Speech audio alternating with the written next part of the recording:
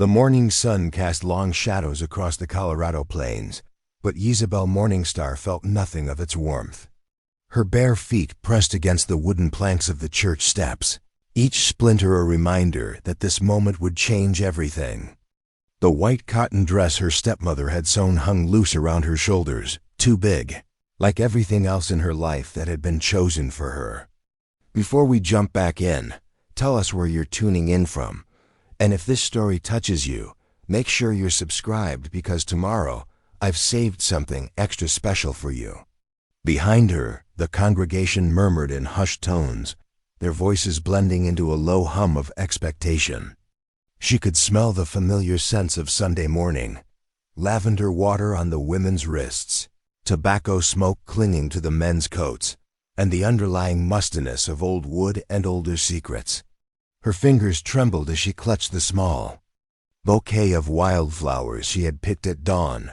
The only choice she had been allowed to make. At the bottom of the steps stood Cornelius Blackwood, a man of 53 years with hands like tree roots and eyes that never quite met hers.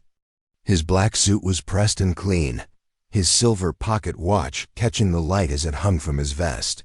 He owned the largest cattle ranch in 3 counties, commanded respect wherever he went, and had buried 2 wives already. Now he waited for his third.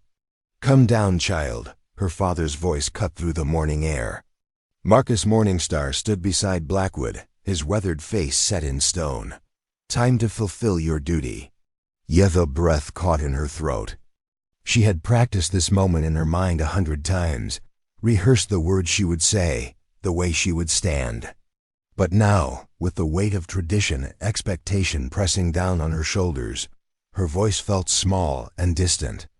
"I cannot," she whispered, the words barely audible above the rustling of fabric as the congregation shifted restlessly.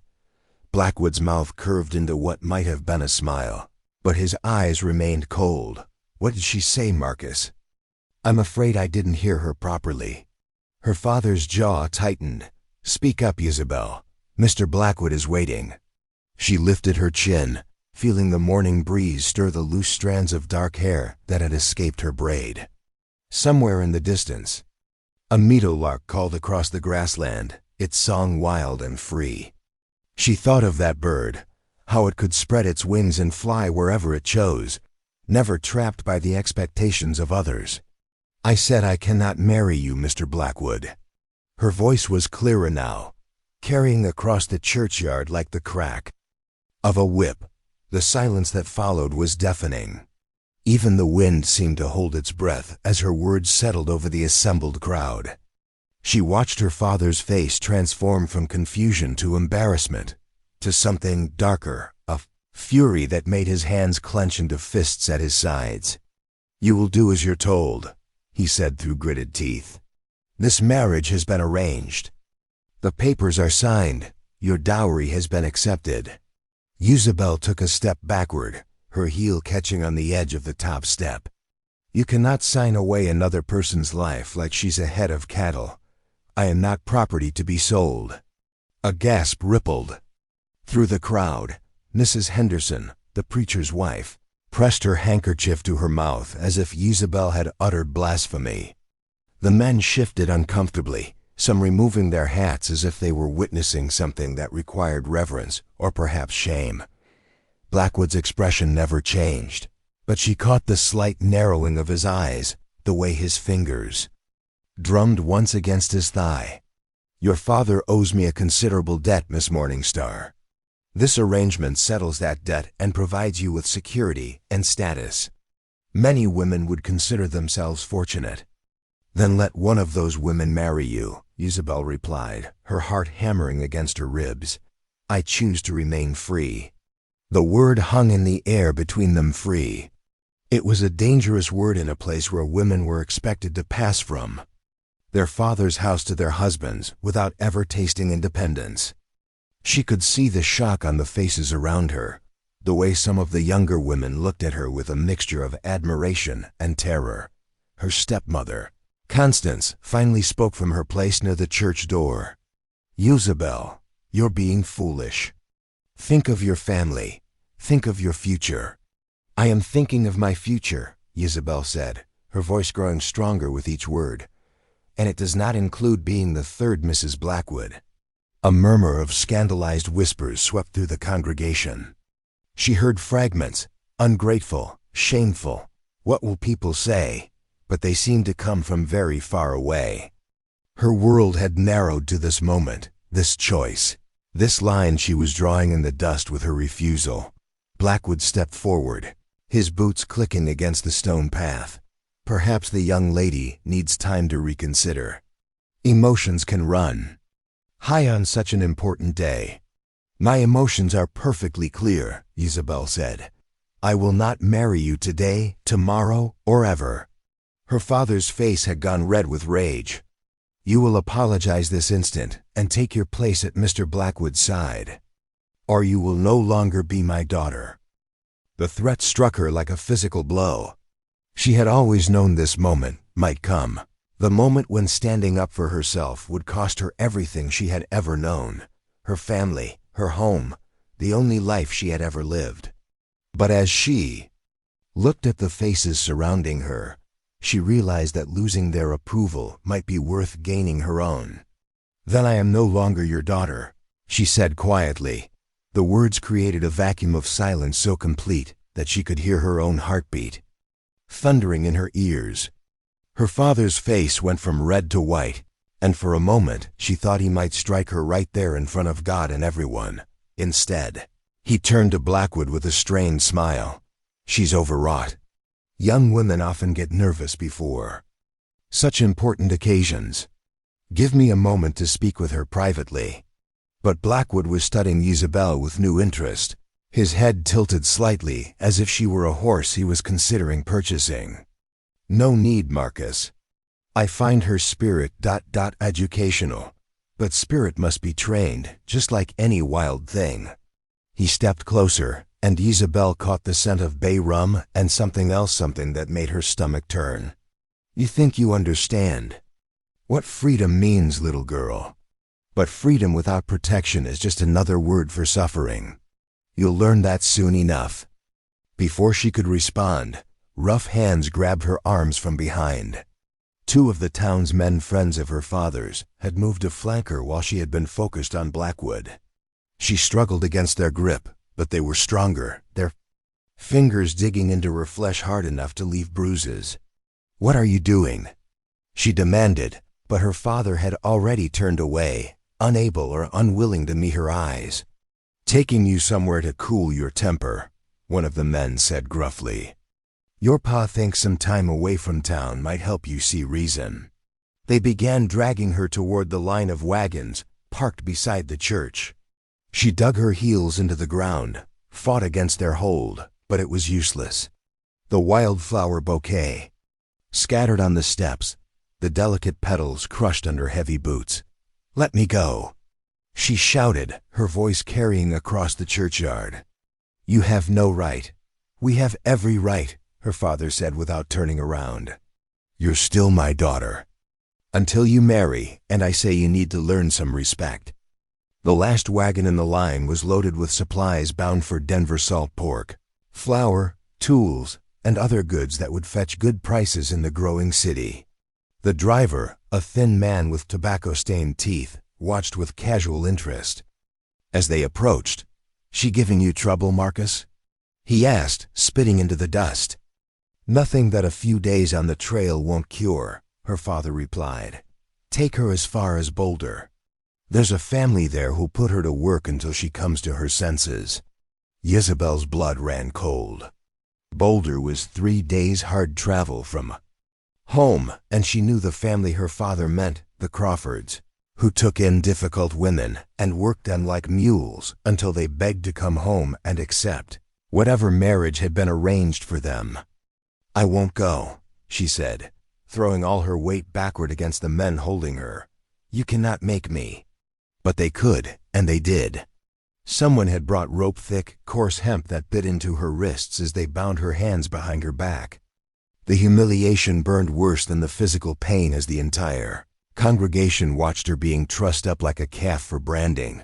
They tied the other end of the rope to the back of the wagon. leaving just enough slack that she could walk or be dragged if she fell. The message was clear. She could cooperate and maintain what little dignity remained, or she could be pulled behind the wagon like a piece of cargo. "This is barbaric," she heard someone whisper, but no one stepped forward to intervene. Even Mrs. Henderson, who had taught her to read and write, turned away when their eyes met. The wagon driver climbed onto his seat and gathered the reins. "Ready when you are, Marcus." Her father finally looked at her then, and for a moment she thought she saw regret flicker across his features. But it was gone quickly, replaced by the hard determination of a man who believed he was doing the right thing. "When you're ready to apologize and accept your responsibilities, you'll be welcome home," he said. "Until then, you'll learn what the world is like for women who think they can survive on their own." Blackwood approached one last time, close enough that only she could hear his words. "I'm a patient man, Miss Morningstar. When you've had enough independence, I'll still be here. And I have a long memory for women who think they're too good for what I offer." The wagon lurched forward with a creak of wheels and harness leather. Jezebel stumbled, her feet struggling to find purchase on the uneven ground. Behind her, the congregation began to disperse, the women whispering among themselves as they gathered their skirts and headed for their own wagons. The men lingered longer, some shaking their heads in disapproval, others nodding as if this was exactly what they had expected. Preparing and narrating this story took us a lot of time, so if you are enjoying it, subscribe to our channel. It means a lot to us. Now back to the story. As the church and the town fell away behind her, Isabel forced herself to keep walking. Her legs already ached, and they had barely begun. The sun climbed higher, promising a hot day ahead, and the dust kicked up by the wagon wheels coated her throat with each breath. But even as her body protested, and her future stretched out uncertain and frightening before her, something inside her chest remained unbroken. She had said no. She had chosen her own path, even if that path led through suffering. And as the vast Colorado territory opened up around her, she began to understand that freedom always came with a price. But slavery to another's will cost even more. The rope chafed against her wrists with every step, but her chin remained high. Behind her, the church bell tolled the hour, marking the time that should have been her wedding.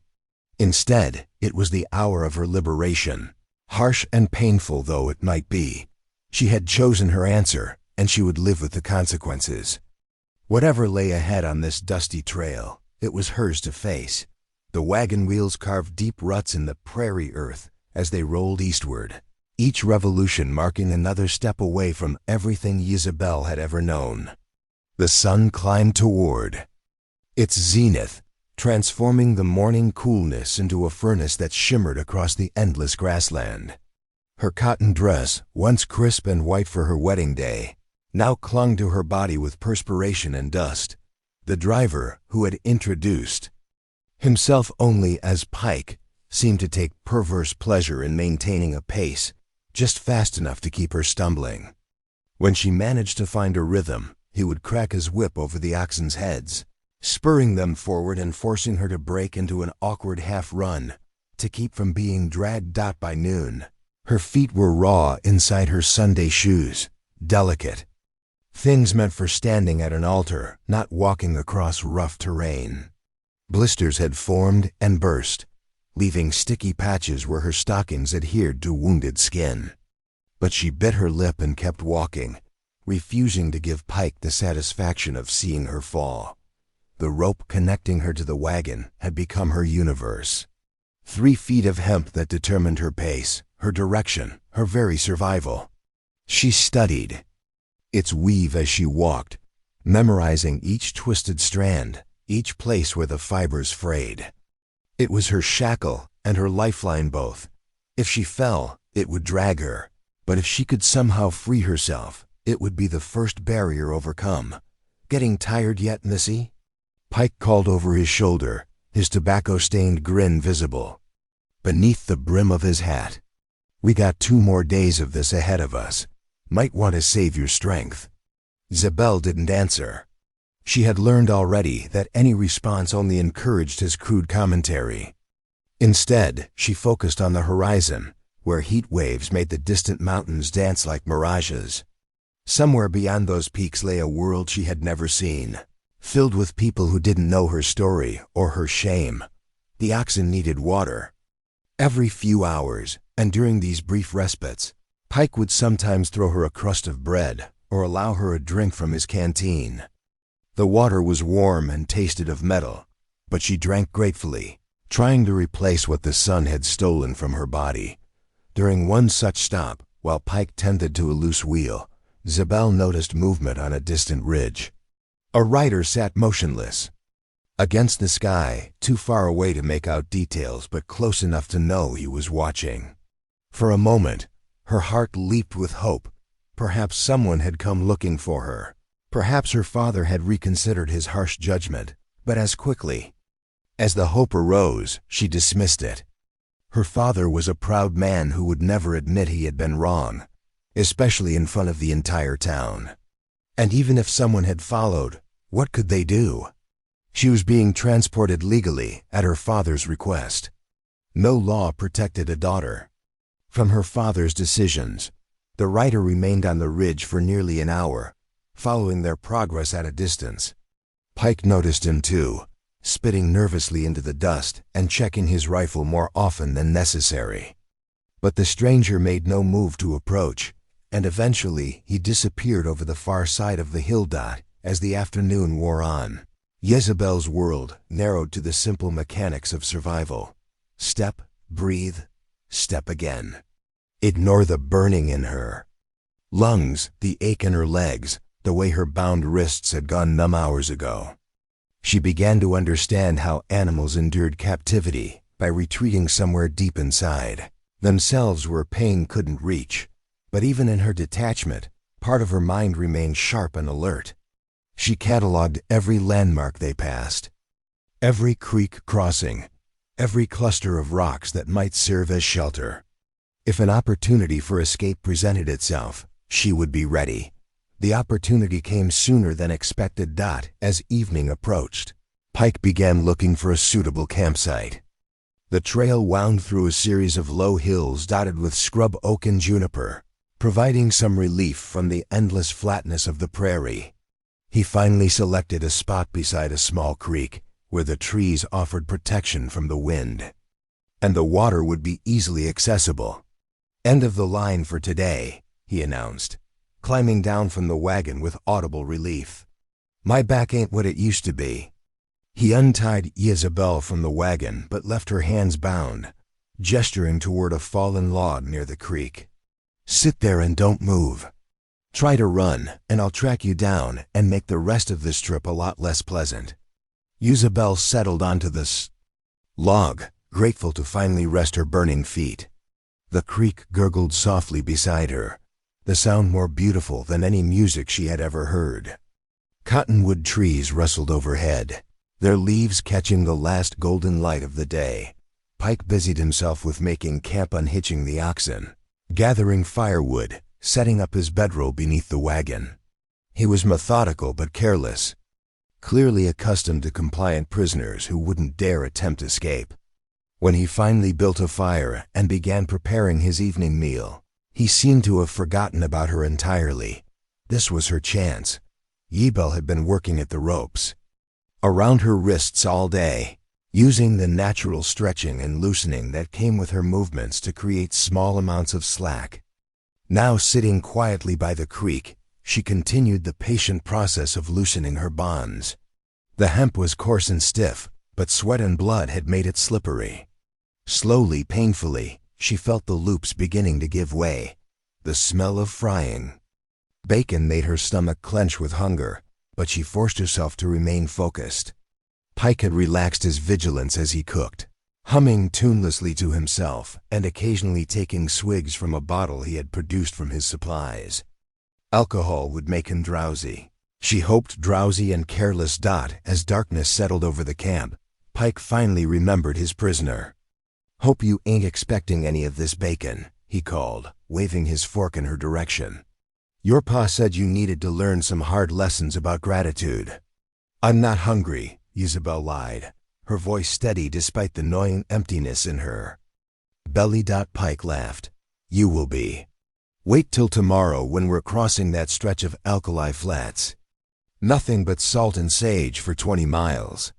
Makes a person appreciate simple pleasures. He settled back against his saddle, bottle in one hand and plate in the other. The fire cast dancing shadows across his face, making him look like some demon from a morality tale. But demons, Yabo reminded herself, could be outsmarted by clever girls in the old stories her grandmother used to tell. She waited. Patience was perhaps the only weapon she had left, and she wielded it with desperate precision. Pike finished his meal, had several more pulls from the bottle, and eventually stretched out beneath the wagon for sleep. His snores soon mingled with the night sounds of the prairie owl calls, the distant yip of coyotes, the rustle of small creatures in the grass. Only then did Isabel make her move. The final loop of rope slipped free just as the moon emerged from behind a cloud, casting the creek in silver light. She flexed her fingers, trying to restore feeling to her hands while moving as silently as possible.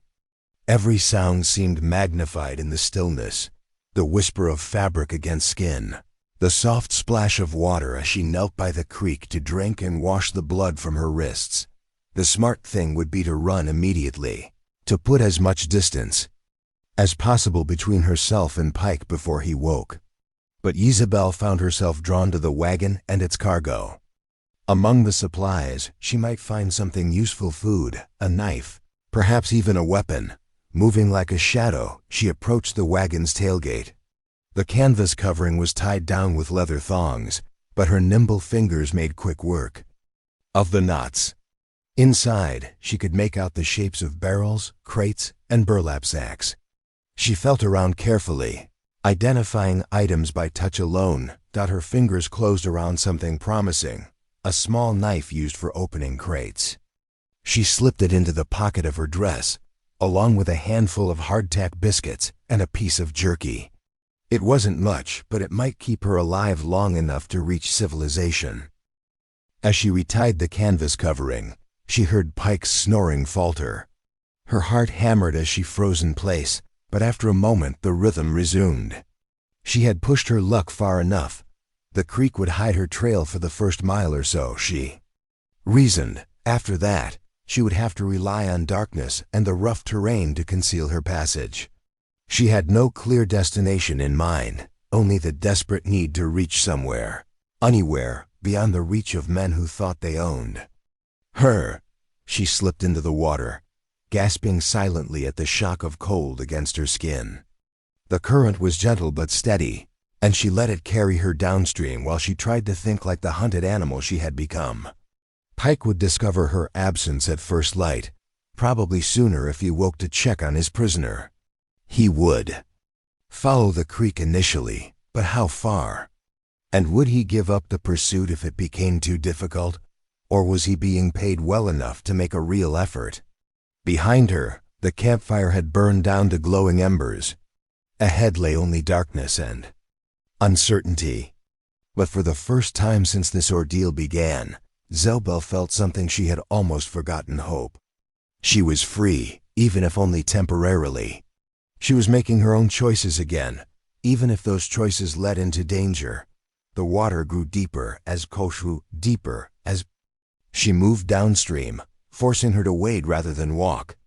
Her dress dragged at her legs, heavy with moisture, but she pressed on.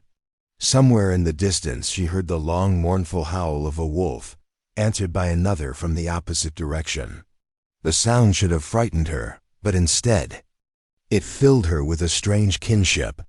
She too was a creature of the wild now, living by wit and instinct rather than the rules of civilized society. After what felt like hours, but was probably only minutes, she climbed out of the creek and onto the far bank. Her teeth were chattering from cold and exhaustion, but she forced herself to keep moving. The hills rose around her like sleeping giants, their slopes covered in the twisted shapes of juniper and pine. If she could reach the high ground before dawn, she might be able to see where she was and plan her next move. The climb was treacherous in the darkness. Loose rocks shifted underfoot, and thorny bushes tore at her dress and skin. But the effort warmed her blood and gave her something to focus on besides fear. She had survived the first test of her new freedom. Whatever came next, she would face it as herself, not as her father's daughter or Blackwood's intended bride, but as Yubel Morningstar, a woman who had chosen her own path. Behind her, the campfire was no longer visible. Ahead, the first hint of dawn touched the eastern horizon with pale gold. Soon Pike would wake to find her gone, and the real hunt would begin. But for now, in this moment between night and day, she was exactly where she belonged, free, afraid, and utterly alive. Dawn broke cold and brittle across the Colorado hills, painting the sky in shades of copper and steel. Yubel had climbed through the night, her hands raw from gripping rock faces and her dress torn in a dozen places by thorny scrub. She crouched now behind a boulder near the summit of a pine-covered ridge, watching the valley below through eyes that burned with exhaustion. Pike's campfire was a distant smudge of smoke, but even from this height she could see him moving frantically. Around the wagon, he had discovered her escape. She watched him circle the camp like an angry wasp, kicking at the cold ashes and gesturing wildly at the creek. Soon he would begin following her trail, and despite her head start, she knew he would eventually catch up. Men like Pike didn't give up easily when their reputation was at stake. The higher elevation gave her a broader view of the territory ahead. To the east stretched an endless ocean of grass, broken only by scattered groves of cottonwood that marked hidden creeks. To the north, the mountains rose in blue-gray waves towards snow-capped peaks. South lay more hills and canyons, a maze of stone and shadow that might offer concealment, but could just as easily become a trap. She was weighing her options when movement caught her eye. The mysterious rider from yesterday had reappeared, no longer keeping his distance, but moving steadily toward Pike's camp. Even at this distance, she could see there was something different about his approach, purposeful rather than curious, like a man who had made a decision. Yubel's throat constricted with sudden fear. What if this wasn't a potential rescuer at all, but another bounty hunter? Her father was a respected man in their community, and Blackwood had resources. They could easily have sent word ahead, offering payment for her return. The rider might be coming to collect his reward. She began to descend the far side of the ridge, moving as quickly as caution would allow. The pine needles underfoot muffled her steps, but the terrain was treacherous, full of loose rocks and hidden crevices, whence she stumbled and nearly pitched headfirst down a steep ravine, catching herself on a protruding root that left splinters embedded in her palm. Behind her, she could hear shouting Pike's voice, carried on the morning wind though. She couldn't make out the words. Then came another voice, deeper and calmer, followed by what sounded like an argument. The confrontation she had feared was taking place without her, and she couldn't decide if that was a blessing or a curse. The voices grew fainter as she put distance between herself and the ridge top. She was deep in a canyon now, following what appeared to be an old deer trail that wound between towering walls of red sandstone. The air was cooler here, shaded from the climbing sun, and a small stream trickled over smooth stones, worn by centuries of water. She knelt beside the stream to drink, and splashed the worst of the trail dust from her face. Her reflection in the clear water showed a stranger hair wild with tangles, skin scratched and streaked with dirt, eyes holding a desperate brightness she had never seen before. This was what freedom looked like, she realized. Not the romantic notion she had cherished, but something rawer and more dangerous. The sound of hoofbeats echoing off the canyon walls made her freeze. Someone was following the trail, and they were coming fast. She looked around desperately for somewhere to hide, but the canyon offered little cover. A few stunted junipers clung to cracks in the stone, and there were some boulders large enough to crouch behind, but nothing that would conceal her completely. The hoofbeats grew louder, accompanied now by the creak of leather and the soft jingle of metal spurs or bridle fittings. Definitely a single rider, moving with confidence through terrain that had nearly defeated her on foot. She pressed herself against the canyon wall, hoping the shadows would be enough to make her invisible. The horse appeared first. A big chestnut gelding with intelligent eyes and a calm demeanor that spoke of good training. The rider sat easy in the saddle, his posture relaxed despite the urgency of his pursuit.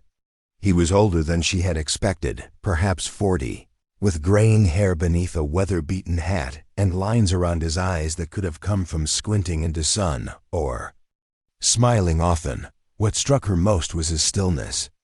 Even mounted on a moving horse, he had the quality of someone completely at peace with himself and his surroundings. When he spotted her pressed against the canyon wall, he didn't shout or spur his horse forward. Instead, he simply drew rein and waited as if he had all the time in the world. "Easy there," he said, his voice carrying easily in the confined space. "I'm not here to drag you back to Pike's wagon." Yavo remained frozen, not trusting her voice or her judgment.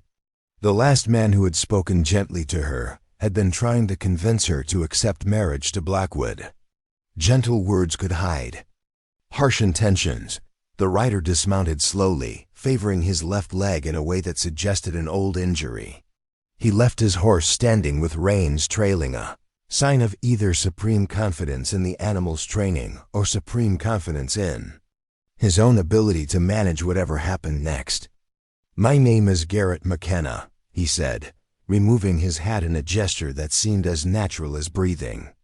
"I've been following your wagon train since yesterday, trying to decide if what I was seeing was any of my business. And what did you decide?"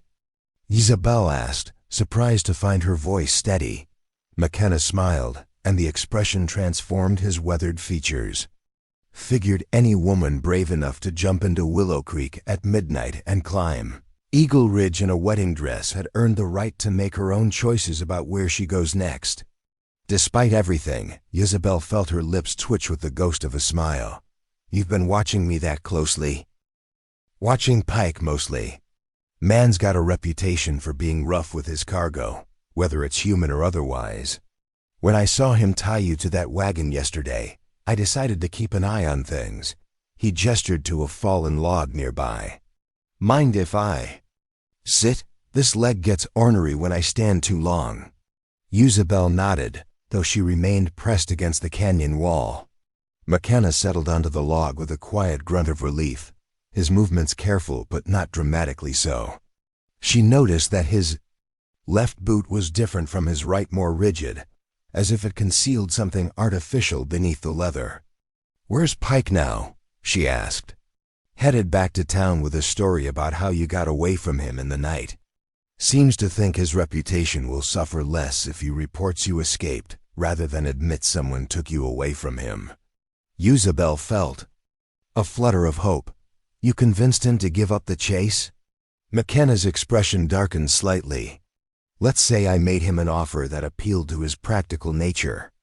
Pike's a businessman first and a bully second. When the profit goes out of a venture, he loses interest quickly. You paid him?" Isabel couldn't hide her surprise. "I bought his contract. Far as the law's concerned, you're my responsibility now, instead of his." McKenna held up a hand as she opened her mouth to protest. "Before you get your back up, let me explain what that means. It means you're free to go wherever you want, do whatever you want, and I've got no legal claim on you beyond keeping you safe until you reach your destination." "And what if I don't have a destination?" "Then I guess we'll figure one out together." The simple kindness in his voice nearly broke through the defenses she had built around her heart over the past 2 days. But trust was a luxury she couldn't afford, not yet. Why would you do that for a stranger? McKenna was quiet for a long moment, his gaze focused on the stream flowing between them. "You ever been in a place where you needed someone to step in, and nobody did?" There was something in his tone that spoke of personal experience, of wounds that had never quite healed. Isabel found herself studying his face more carefully, noting the small scar that ran from his left temple to his jaw, the way he held his shoulders as if accustomed to carrying weight that others couldn't see. "Yes," she said simply. "Then you understand why I couldn't just ride away." They sat in silence for a while, the only sounds the murmur of water over stone and the occasional stamp of McKenna's horse. The sun climbed higher, sending shafts of golden light down into the canyon and warming the air around them. Finally, McKenna spoke again. "I've got a ranch about a day's ride north of here. Nothing fancy, but it's got a roof that doesn't leak and food that's better than hardtack. You're welcome to rest there while you decide what comes next." Isabel felt the weight of exhaustion settling over her like a heavy blanket. She had been running on desperation and determination for hours, but her body was beginning to demand payment for the abuse she had put it through. The offer of shelter was almost irresistibly tempting. "What? About when my father comes looking for me? Or Blackwood?" "They'll find me first," McKenna said matter-of-factly. "And I'll tell them exactly what I told Pike. You're under my protection now. And anybody who wants to change that arrangement will have to go through me." The quiet certainty in his voice sent a shiver down Isabel's spine. This was not a man who made empty threats or promises he couldn't keep. There was something solid about him, like bedrock beneath shifting sand. "I can't pay you," she said. "I don't have anything to offer." McKenna stood and walked to his horse, checking the cinch with practiced hands. "Who asked you to pay? Sometimes helping folks is its own reward." He swung into the saddle with surprising grace for a man with an injured leg, then rode close enough to extend his hand down to her. "What do you say, Miss Morningstar? Ready to see what the world looks like when you're choosing your own path?" Isabel looked at his outstretched hand, calloused and scarred, but steady as stone. Behind her lay everything. She had known family, community, the certainty of expectations met and roles fulfilled. Ahead lay uncertainty, danger, and the terrifying freedom of an unknown future. She took his hand. McKenna pulled her up behind his saddle with easy strength, and she settled against his back, acutely aware of the solid warmth of another human being who meant her no harm. The gelding started forward at McKenna's gentle urging, and they began climbing out of the canyon toward the higher country beyond Dot. As they rode, Isabel found herself watching the landscape with new eyes. These weren't the familiar rolling hills of her childhood, but something wilder and more magnificent. The mountains rose ahead of them like ancient guardians, their peaks touched with snow even in the heat of summer. Eagles circled on thermal currents, and she caught glimpses of deer in the meadows they passed. "What's your ranch like?" she asked, as they climbed a particularly steep switchback. "Quiet," McKenna replied. "Got about 100 head of cattle, a few horses, a dog that thinks he's in charge of everything. House is small but sturdy. Built it myself after I got out of the army." "You were a soldier?"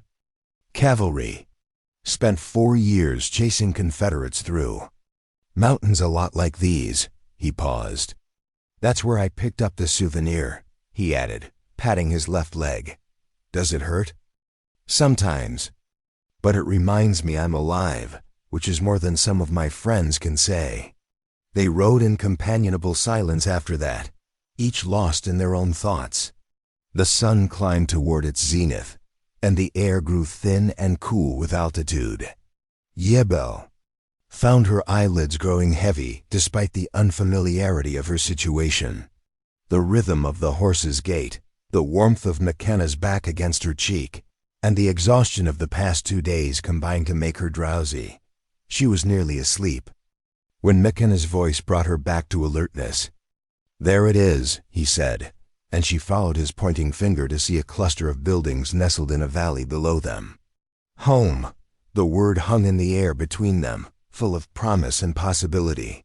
For the first time since she had stood on those church steps and refused to accept the life others had chosen for her, Isabel allowed herself to believe that she might actually have a future worth living. The McKenna ranch spread across the valley floor like a careful promise kept. Unlike the grand estates Isabel had imagined when she heard men speak of cattle ranches, this was a place built for function rather than display. The main house was constructed of honey-colored logs chinked with white clay, its roof slanted to shed the mountain snows. A wide porch wrapped around three sides, supported by posts that still bore the marks of the axe that had shaped them. Behind the house stood a barn weathered to silver gray, its doors hanging open to reveal neat stalls and the sweet smell of hay. A corral held several horses that lifted their heads curiously as McKenna's gelding approached. Chickens scattered from the yard with indignant squawks, and somewhere a dog began barking with the enthusiasm of an animal that took its guard. Duty seriously. "That'll be Ranger," McKenna said, nodding toward a black and white border collie that had appeared around the corner of the barn. "Don't let his noise fool you. He's more interested in being petted than protecting anything." As if to prove the point, Ranger bounded toward them with his tail wagging so hard his entire back end wiggled. He danced around the horse's legs, whining with pleasure at his master's return. "Easy, boy," McKenna chuckled, dismounting with his characteristic careful grace. "We've got company." He reached up to help Isabel down, and she was grateful for his steady hands. Her legs felt weak after the long ride, and the ground seemed to tilt alarmingly under her feet. McKenna noticed her unsteadiness and kept a supportive hand on her elbow. "When did you last eat?" he asked, studying her face with concern. Isabel tried to remember. The hardtack she had stolen from Pike's wagon seemed like days ago, though it had only been that morning. Before that ... She couldn't recall having any appetite at all during the wedding preparations. "Yesterday, I think," she said faintly. McKenna's expression darkened. "Pike didn't feed you at all during the journey. He said my father told him I needed to learn about going without." The words came out more bitter than she had intended. For a moment, something dangerous flickered in McKenna's gray eyes, but he controlled it quickly. "Well, we'll remedy that right now. Can you make it to the house, or should I carry you?" The offer was made matter-of-factly, without any suggestion that needing help would be a weakness. Still, Isabel's pride rebelled at the idea. "I can walk." She managed it, though she had to lean heavily on McKenna's arm as they climbed the porch steps. Ranger trotted alongside them, occasionally pressing his nose against her free hand in a gesture of canine sympathy that nearly brought tears to her eyes. The interior of the house was as simply furnished as the exterior suggested, but everything spoke of care and attention to detail. The main room combined kitchen and living space, dominated by a massive stone fireplace that would throw welcome heat during the harsh mountain winters. Hand-hewn furniture was arranged around a braided rug, and books lined shelves built into the walls. The windows were large and clean, letting in streams of afternoon light that made the whole space feel warm and welcoming. "Sit," McKenna said, guiding her to a chair beside the kitchen table. "And don't move until I put some food in you." He moved around the kitchen with the efficiency of a man accustomed to caring for himself. Within minutes, the smell of bacon began to fill the air, followed by the sound of eggs crackling in the pan. He set coffee to brewing and sliced thick pieces from a loaf of bread that looked like he had baked it himself. Isabel watched his movements with growing amazement. In her world, men expected to be waited on, not the other way around. Her father had never set foot in the kitchen except to complain about the quality of his meals. Blackwood's previous wives had been chosen partly for their domestic skills. Yet here was McKenna, as comfortable with a spatula as he had been with his rifle. "You cook for yourself?" she asked. "Had to learn," he said, not turning from the stove. "Army teaches you that a man who can't feed himself doesn't survive long on campaign. Besides, I like knowing exactly what goes into my food." He placed a plate before her loaded with more food than she had seen in days' eggs, cooked exactly right, bacon crisp but not burned, bread still warm from toasting. The coffee was strong and black, cutting through the fog of exhaustion that had been clouding her thoughts. "Eat," he said simply, settling into the chair across from her with his own plate. Yabel had intended to eat slowly, to maintain some semblance of ladylike behavior, but hunger overwhelmed propriety. She devoured everything on the plate with embarrassing speed, barely pausing to breathe. McKenna said nothing, just watched with the satisfied expression of a man seeing a job well done. When she finally pushed the empty plate away, she felt more human than she had since stepping off those church steps. The food had restored not just her physical strength, but some essential part of herself that had been withering away. "Thank you," she said, meaning more than just the meal. McKenna nodded and began clearing the dishes. "There's a room upstairs you can use for as long as you need it. Clean clothes too. My sister left some things here when she visited last spring. Might be a little big, but they'll do until we can get you something that fits proper." The mention of his sister sparked Isabel's curiosity. "Does your family live nearby?" "Sarah's in Denver with her husband and 3 children. My parents are both gone, died while I was still in the war." He paused in his dishwashing. "What about your family? Besides your father, I mean." "My mother died when I was 12. My stepmother, Constance, came along 2 years later. She's adequate." Isabel found herself choosing her words carefully. "She cares more about appearances than substance." "And your father?" The simple question opened a wellspring of complicated feelings. "I thought I knew him. He was stern but fair, or so I believed. He taught me to read and write when others said it was a waste of time for a girl. But when Blackwood made his offer..." She trailed off, unable to finish the thought. The betrayal still felt too fresh, too raw to examine closely. McKenna dried his hands on a dish rag and turned to face her. "Sometimes people we trust make choices that hurt us. Doesn't mean they're evil, just that they're human. Your father probably thought he was protecting you by selling me to a man who had already buried 2 wives. The words came out sharper than she intended. "I didn't say it was a good choice," McKenna replied mildly. "Just that it probably came from a place of fear rather than malice. Men who feel powerless sometimes make powerful mistakes." His insight surprised her. She had expected either condemnation of her father or attempts to defend him, not this measured understanding of human frailty. A yawn caught her by surprise, so wide and sudden that she had to cover her mouth with both hands. The combination of food and warmth was making her drowsy despite the earliness of the hour. "Come on," McKenna said, recognizing the signs. "Let me show you to your room. Sleep is the best medicine for what ails you right now." He led her up a narrow staircase to the 2nd floor, where a short hallway connected 3 small rooms. The one he showed her was simple but comfortable, with a single bed covered in a quilt that looked hand-stitched, a washstand with a ceramic basin and pitcher, and a window that looked out over the valley they had just crossed. "Sarah's clothes are in the wardrobe," he said, indicating a pine cabinet against one wall. "There's soap and towels in the washstand. If you need anything else, just holler." He paused at the door, seeming to wrestle with something he wanted to say. "YSBEL... You're safe here. Nobody's going to make you do anything you don't want to do, go anywhere you don't want to go. That's a promise."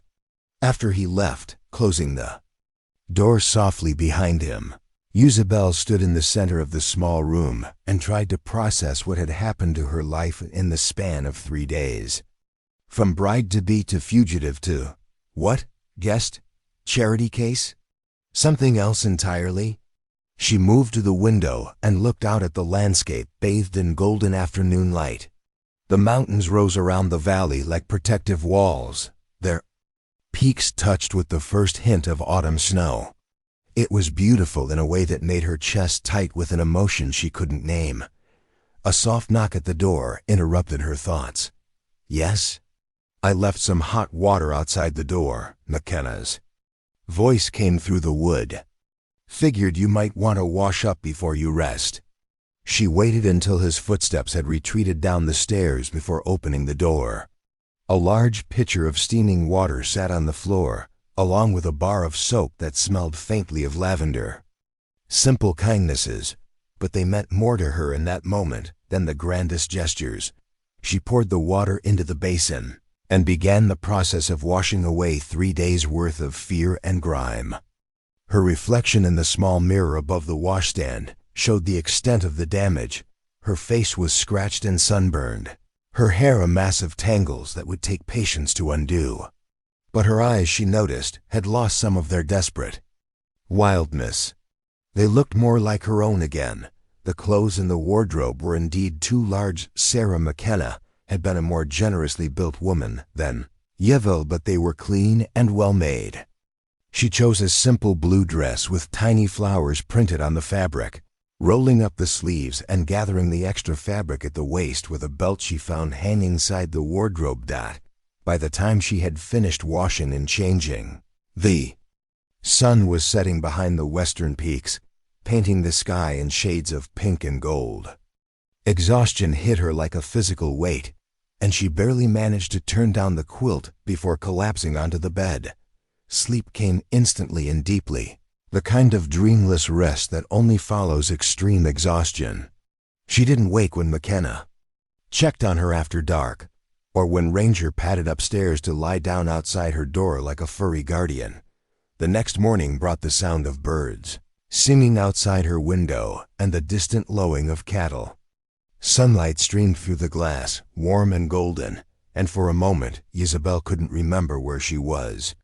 Then memory returned, not with the sharp pain she expected, but with something closer to relief. She was free. She was safe. And for the first time in her life, she had no obligations except to herself. The smell of coffee and bacon drifted up from the kitchen, and her stomach responded with an embarrassingly loud growl. She dressed quickly and made her way downstairs, where she found McKenna reading a newspaper at the kitchen table. "Morning," he said, looking up with a smile. "How did you sleep?" "Better than I have in weeks," she admitted. "What time is it?" "Almost 10. I figured you could use the rest." He gestured toward the stove, where a plate sat warming. "Your breakfast is waiting. Whenever you're ready." As she ate, McKenna showed her sections of the newspaper stories about Denver's growth, reports from the territorial capital, even a few items about the latest fashions from back east. It was her first glimpse of a world beyond the narrow confines of her hometown, and she found herself hungry for more information. "Would you mind if I borrowed some of your books?" she asked, glancing toward the well-stocked shelves. "Help yourself to anything that interests you. I've got novels, poetry, some philosophy, even a few medical texts from my army days." The casual offer of his entire library spoke to a generosity of spirit that continued to surprise her. In her experience, men guarded their books jealously, considering them too advanced for female minds. After breakfast, McKenna showed her on the ranch. They visited the barn, where she met his horses and learned their names and personalities.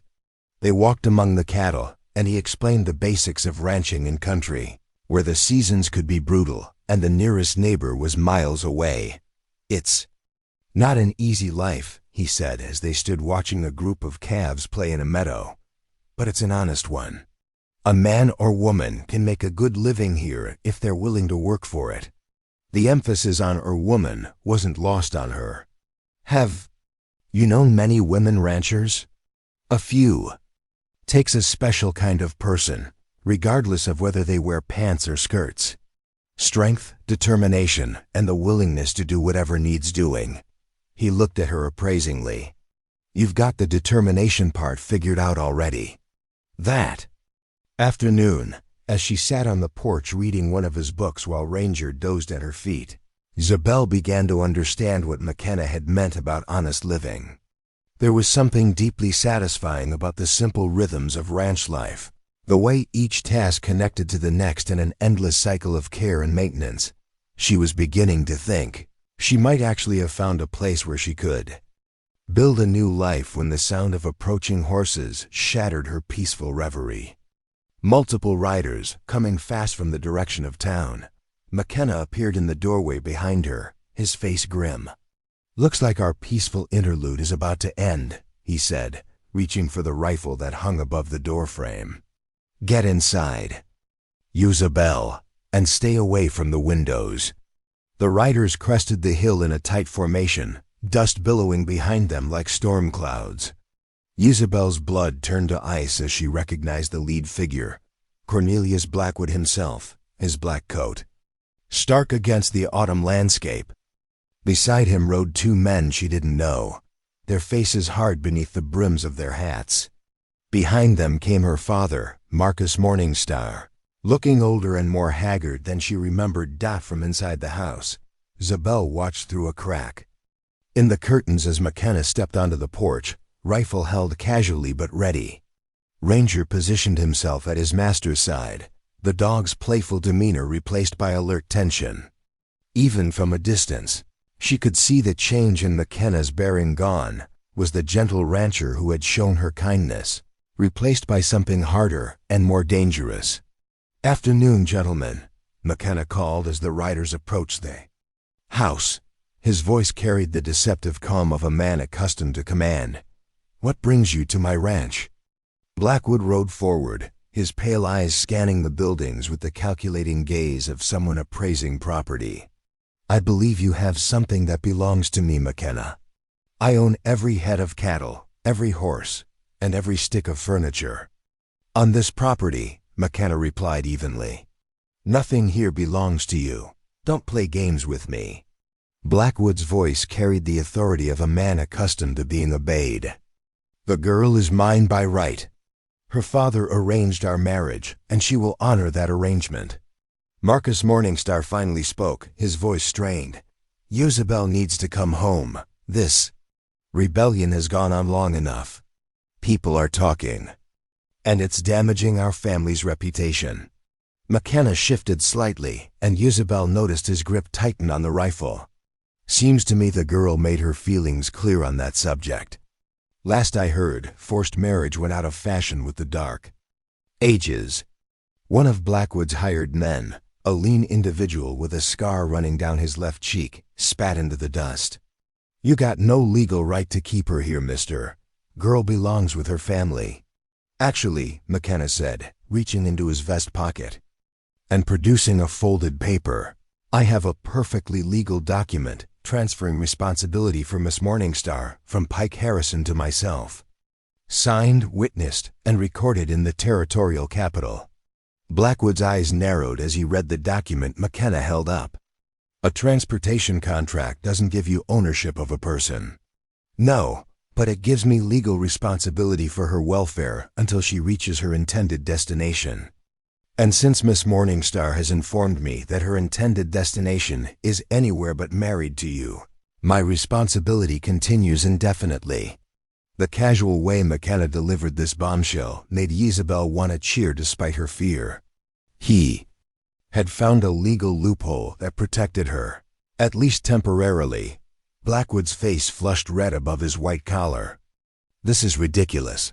Marcus, control your daughter." "I've tried," Marcus said, and Isabel heard genuine pain in his voice. "She's always been willful, but this defiance is beyond anything I imagined." "Then perhaps," said the scarred man, "we need to discuss this more privately, away from listening ears."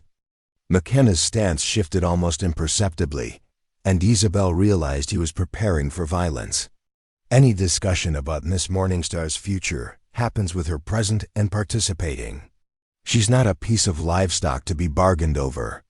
She's an ungrateful child who needs to learn her place, Blackwood snapped. "And you're a crippled ex-soldier who's overstepped his bounds." The insult hung in the air like the smell of gunpowder. Isabel saw McKenna's jaw tighten, but his voice remained level. "I'd suggest you choose your next words more carefully, Blackwood." The scarred man's hand drifted toward his gun belt. "Maybe we should settle this the old-fashioned way. I wouldn't recommend that course of action, McKenna said softly. I may be missing part of my left leg, but my shooting arm works just fine. The tension stretched taut as a bowstring. Isabel realized she was holding her breath, her heart hammering so hard she was sure everyone outside could hear it. This was the moment she had dreaded, when her choice to be free would cost someone else their life. Then her father spoke again, his voice breaking. Isabel, please, come out and talk to us.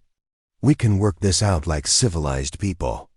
The plea in his tone nearly broke her resolve. This was the man who had taught her to read, who had defended her right to education when others said it was wasted on a girl. But it was also the man who had been willing to sell her to Blackwood to settle a debt.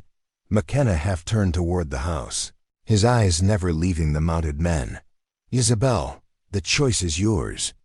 You can come out and speak with them, or stay inside. Either way, I'll back your decision.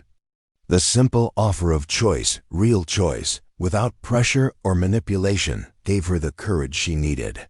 She opened the door and stepped onto the porch, her chin raised despite the fear racing through her veins. Hello, Father, she said. Quietly, Mr. Blackwood. Her father's face crumpled with relief and pain. Yvel, sweetheart, thank God you're safe. When Pike came back without you, we feared the worst. I am safe, she replied, safer than I've been in months. Blackwood leaned forward in his saddle, his pale eyes fixed on her face.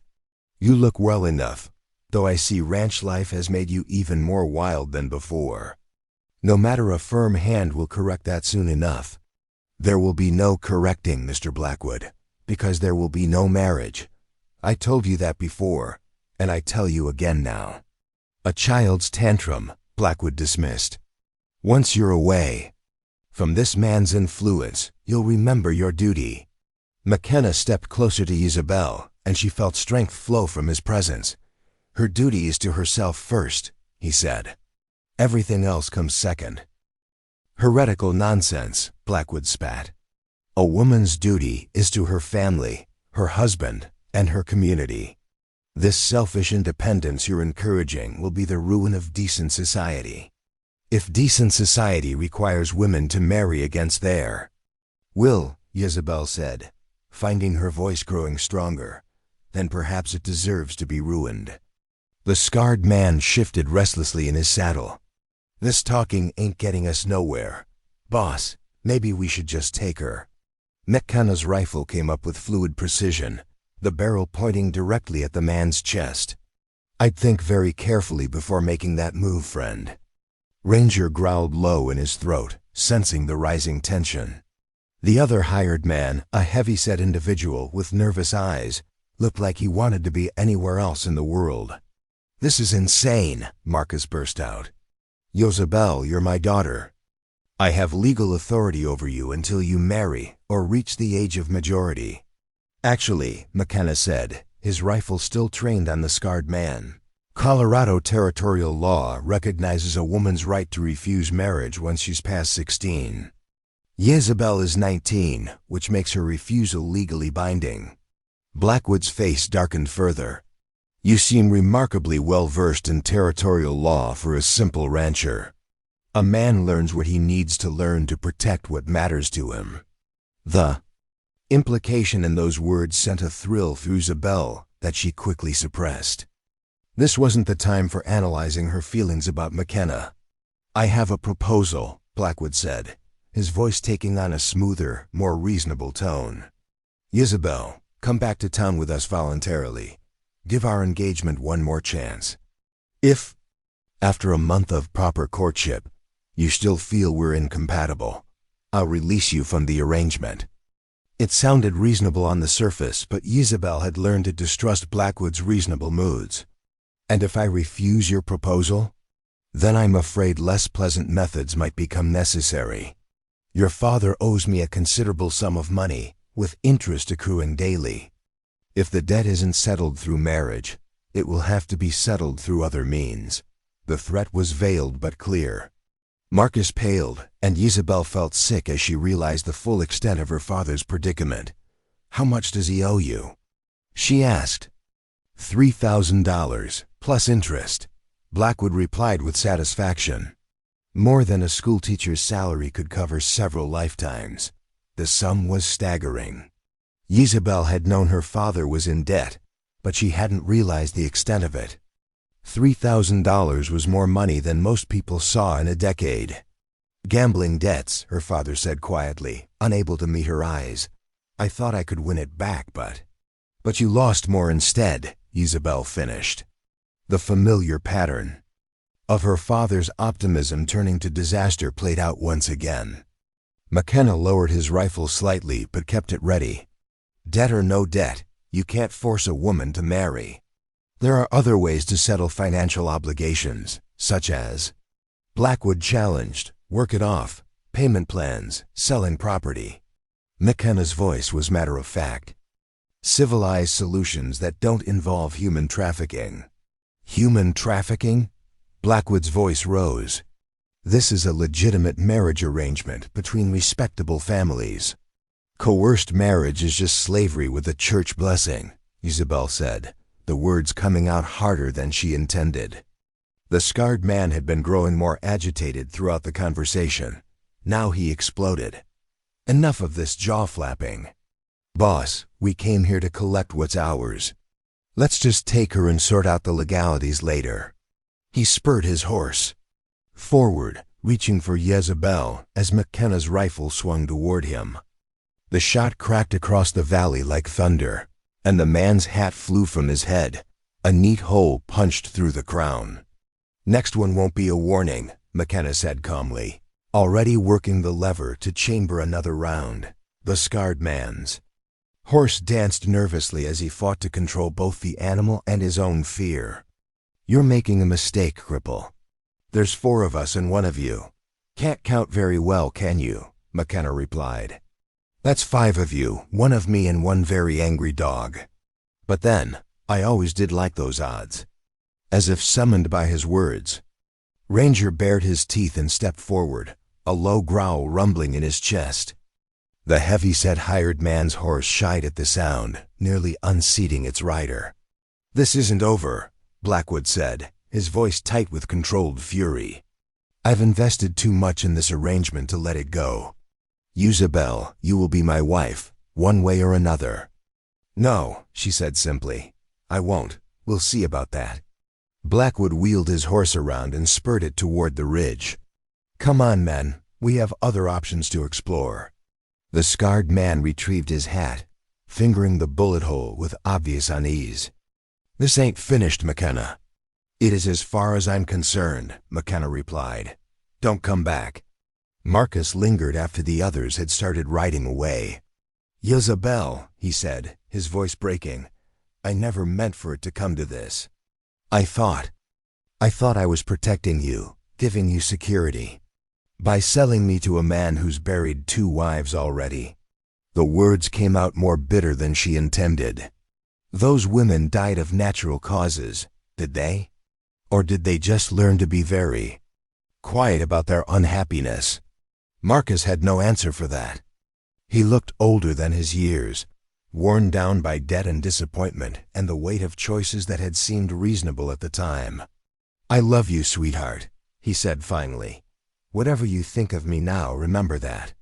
He rode after the others, leaving Isabel and McKenna alone on the porch as the dust settled in the late afternoon light. You all right?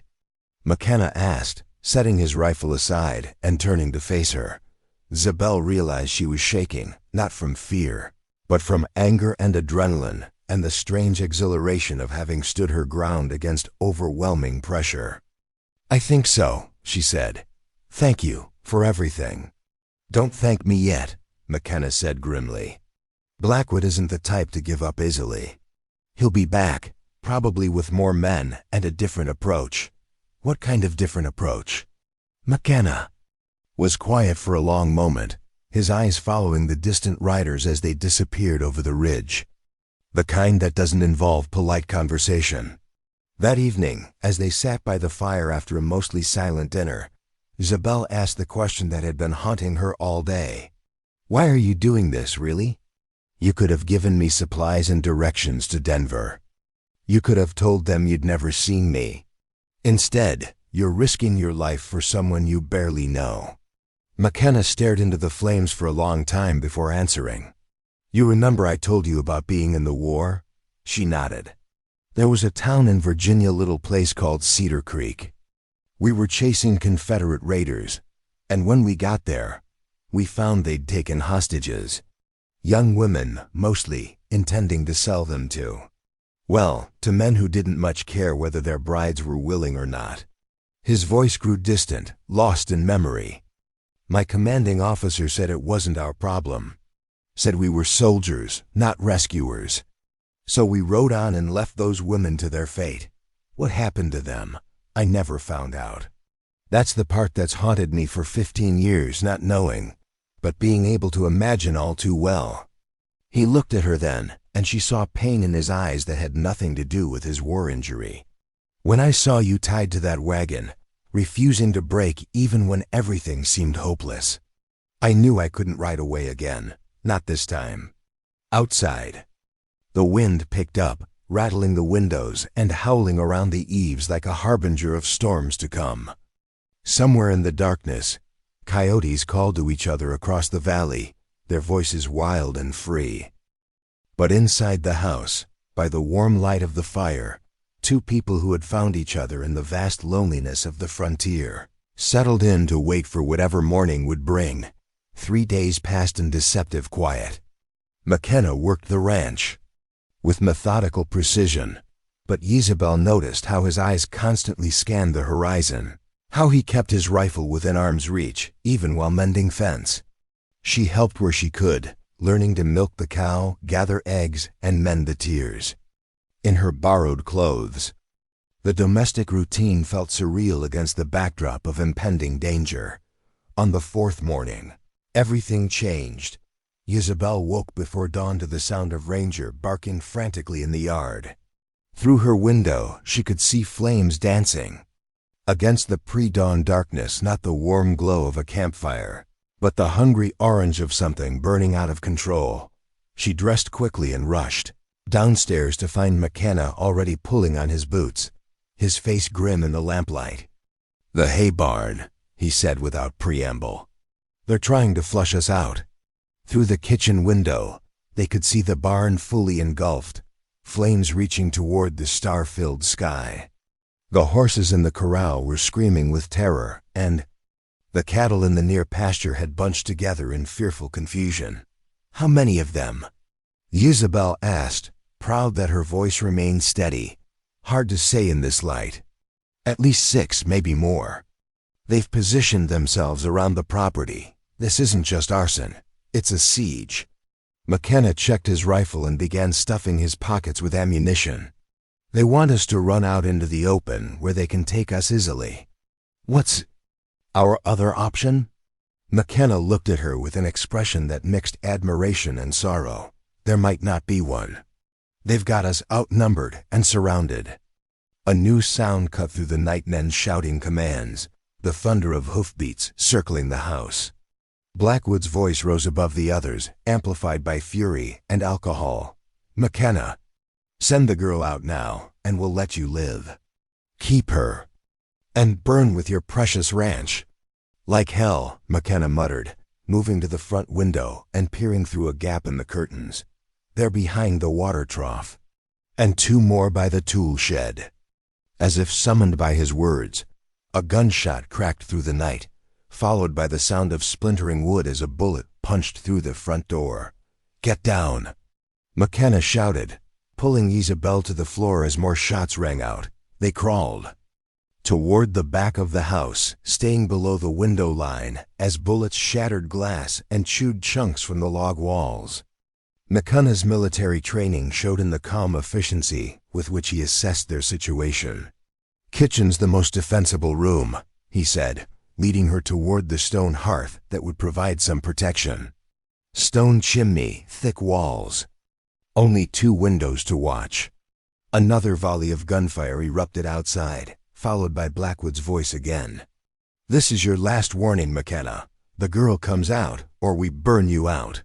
Over my dead body, McKenna called back, taking position. "Beside the kitchen window." "That can be arranged." This was the scarred man's voice, harsh with anticipated violence. The next assault came without warning. Glass exploded inward as a flaming bottle crashed through the kitchen window, spreading burning oil across the wooden floor. McKenna stamped out the flames while Isabel beat at them with a wet dish rag, but they both knew it was only a matter of time before the attackers succeeded in setting the house ablaze. "There's a root cellar behind the pantry," McKenna said, his voice tight with urgency. "Stone walls, separate entrance. You could make it there while they're focused on the house." "And leave you here alone? Absolutely not." "Isabel, be reasonable." "No." Her voice carried a steel he had never heard before. "I'm done running, done letting other people fight my battles. If we're making a stand, we make it together." Another flaming bottle arced through the air, this one landing on the roof with a crash that sent burning oil cascading down past the windows.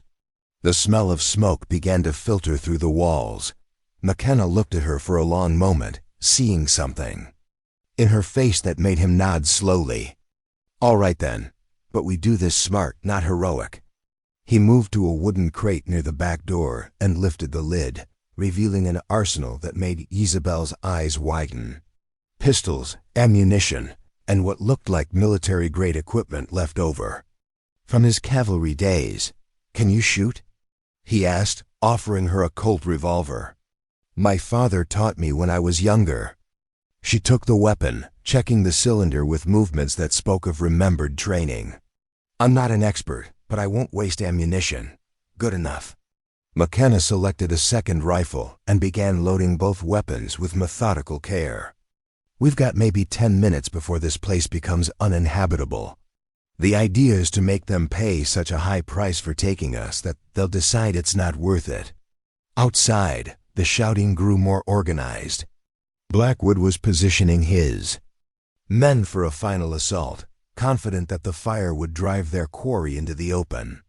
"When they come," McKenna said, taking position beside the shattered front window, "aim for center mass and don't hesitate. These men aren't here to arrest you. They're here to take you dead or alive, and they don't much care which." The attack came with a roar of voices and thundering hooves. 6 men charged the house from different directions, firing as they came. McKenna's rifle spoke first, dropping the scarred man from his saddle with a shot that echoed like thunder. Yevil fired through the kitchen window, her bullet taking another attacker in the shoulder and spinning him around. But there were too many of them. While McKenna and Isabel focused on the frontal assault, 2 men had worked their way around to the back of the house. The rear door exploded inward, and Blackwood himself stepped through the smoke, a pistol in each hand. "Enough," he roared. "Drop your weapons, or I'll put bullets in both of you right now." McKenna swung his rifle toward the new threat, but one of Blackwood's men was already behind him, pressing a gun barrel against his neck. The tactical situation had collapsed in seconds. "I said drop them." McKenna's rifle clattered to the floor. Yeva lowered her pistol but didn't release it entirely. "Smart choice," Blackwood said, stepping further into the burning house. Smoke was beginning to fill the air, and flames licked at the edges of the ceiling. "Now we can discuss this like civilized people." "Civilized people don't burn down houses with people inside," Isabel said, her voice deadly calm. "Civilized people don't steal other men's property either." Blackwood's pale eyes glittered with triumph and madness. "You've caused me considerable expense and embarrassment, my dear, that will have to be addressed." The man holding a gun on McKenna was the heavy-set hired hand from their previous encounter. He looked nervous, sweat beading on his forehead from heat and fear. The flames were spreading faster now, and the smoke was getting thicker. "Boss," he said urgently, "we need to get out of here. This whole place is going to come down." "In a moment," Blackwood replied, never taking his eyes off Isabel. "First, the girl needs to understand the consequences of defiance." He raised one of his pistols and pointed it directly at McKenna's head. "You have a choice, my dear. Come with me willingly, accept our marriage, and this man lives. Continue your rebellion, and I'll paint these walls with his brains." The moment crystallized into perfect clarity for Jezebel. All her life, she had been presented with false choices, options that served others' interests while disguised as her own freedom. But this was different. This was the real choice, the one that would define who she was and who she would become. "You want me to choose?" she said, raising her pistol with steady hands. "I'm glad you're finally being reasonable. I choose to shoot you." The gunshot was deafeningly loud in the confined space. Blackwood's left pistol spun from nerveless fingers as Jezebel's bullet shattered his wrist. He screamed in pain and rage, raising his remaining weapon. But McKenna had already moved. The rancher's elbow drove backward into his captor's solar plexus, doubling the man over. In the same motion, McKenna spun and drove his knee upward, connecting. With devastating force, the hired hand dropped like a sack of grain. Blackwood, bleeding and half-mad with pain, swung his remaining pistol toward Jezebel. "You little!" McKenna's tackle drove them both through the kitchen doorway and into the main room, where burning debris was already falling from the ceiling. They rolled across the floor in a desperate struggle, each trying to gain control of Blackwood's weapon. Jezebel rushed after them, but more gunfire from outside drove her back. The remaining attackers were closing in, drawn by the sounds of combat from within the house. "The cellar!" McKenna shouted from somewhere in the smoke. "Get to the cellar!" But Jezebel had made her choice, and it wasn't retreat. Instead, she moved to the front window and began firing at the shapes moving in the firelight outside. Her shots were carefully aimed, each one designed to drive the attackers back rather than necessarily kill them. Behind her, McKenna and Blackwood's fight continued with savage intensity. Both men were bleeding, both driven by desperation. Blackwood had the advantage of desperation, born from greed and wounded pride. But McKenna fought with the cold precision of a man protecting something more valuable than his own life. The struggle ended abruptly. A beam, weakened by fire, crashed down between them. Blackwood rolled clear, but McKenna was pinned beneath burning timber. "Garrett!" Jezebel screamed, rushing toward him. "Stay back!" He gasped, his face contorted with pain. "The whole roof's coming down." Blackwood struggled to his feet, blood streaming from multiple wounds. His remaining pistol was nowhere to be seen, lost somewhere in the burning debris. But his eyes held a manic gleam as he spotted a knife that had fallen from McKenna's belt. "If I can't have you," he snarled at Jezebel, "then nobody can." He lunged toward her with the blade raised, but he had forgotten about Ranger. The border collie, who had been cowering near the door, suddenly exploded into action. 60 pounds. A furious canine slammed into Blackwood's legs, sending him crashing into the stone hearth with a sickening thud. Cornelius Blackwood lay still, his neck bent at an impossible angle. "Help me!" McKenna called weakly. Jezebel rushed to where he lay pinned, her hands already working to lift the burning beam. It was too heavy for her alone, but adrenaline and desperation gave her strength she didn't know she possessed. Inch by inch, she managed to raise it enough for McKenna to drag himself clear. They stumbled toward the door together, supporting each other as the house collapsed behind them in a roar of flame and smoke. Outside, the remaining attackers had fled when they realized their leader was dead and their cause lost. Dawn was breaking over the mountains, painting the sky in shades of gold and pink. The barn was a smoldering ruin, and the house would soon follow, but they were alive. More than alive, they were free. "Is it over?" Jezebel asked, leaning heavily against McKenna as they watched the flames consume the last of her old life. "It's over," he confirmed, wincing as he shifted his weight off his injured leg.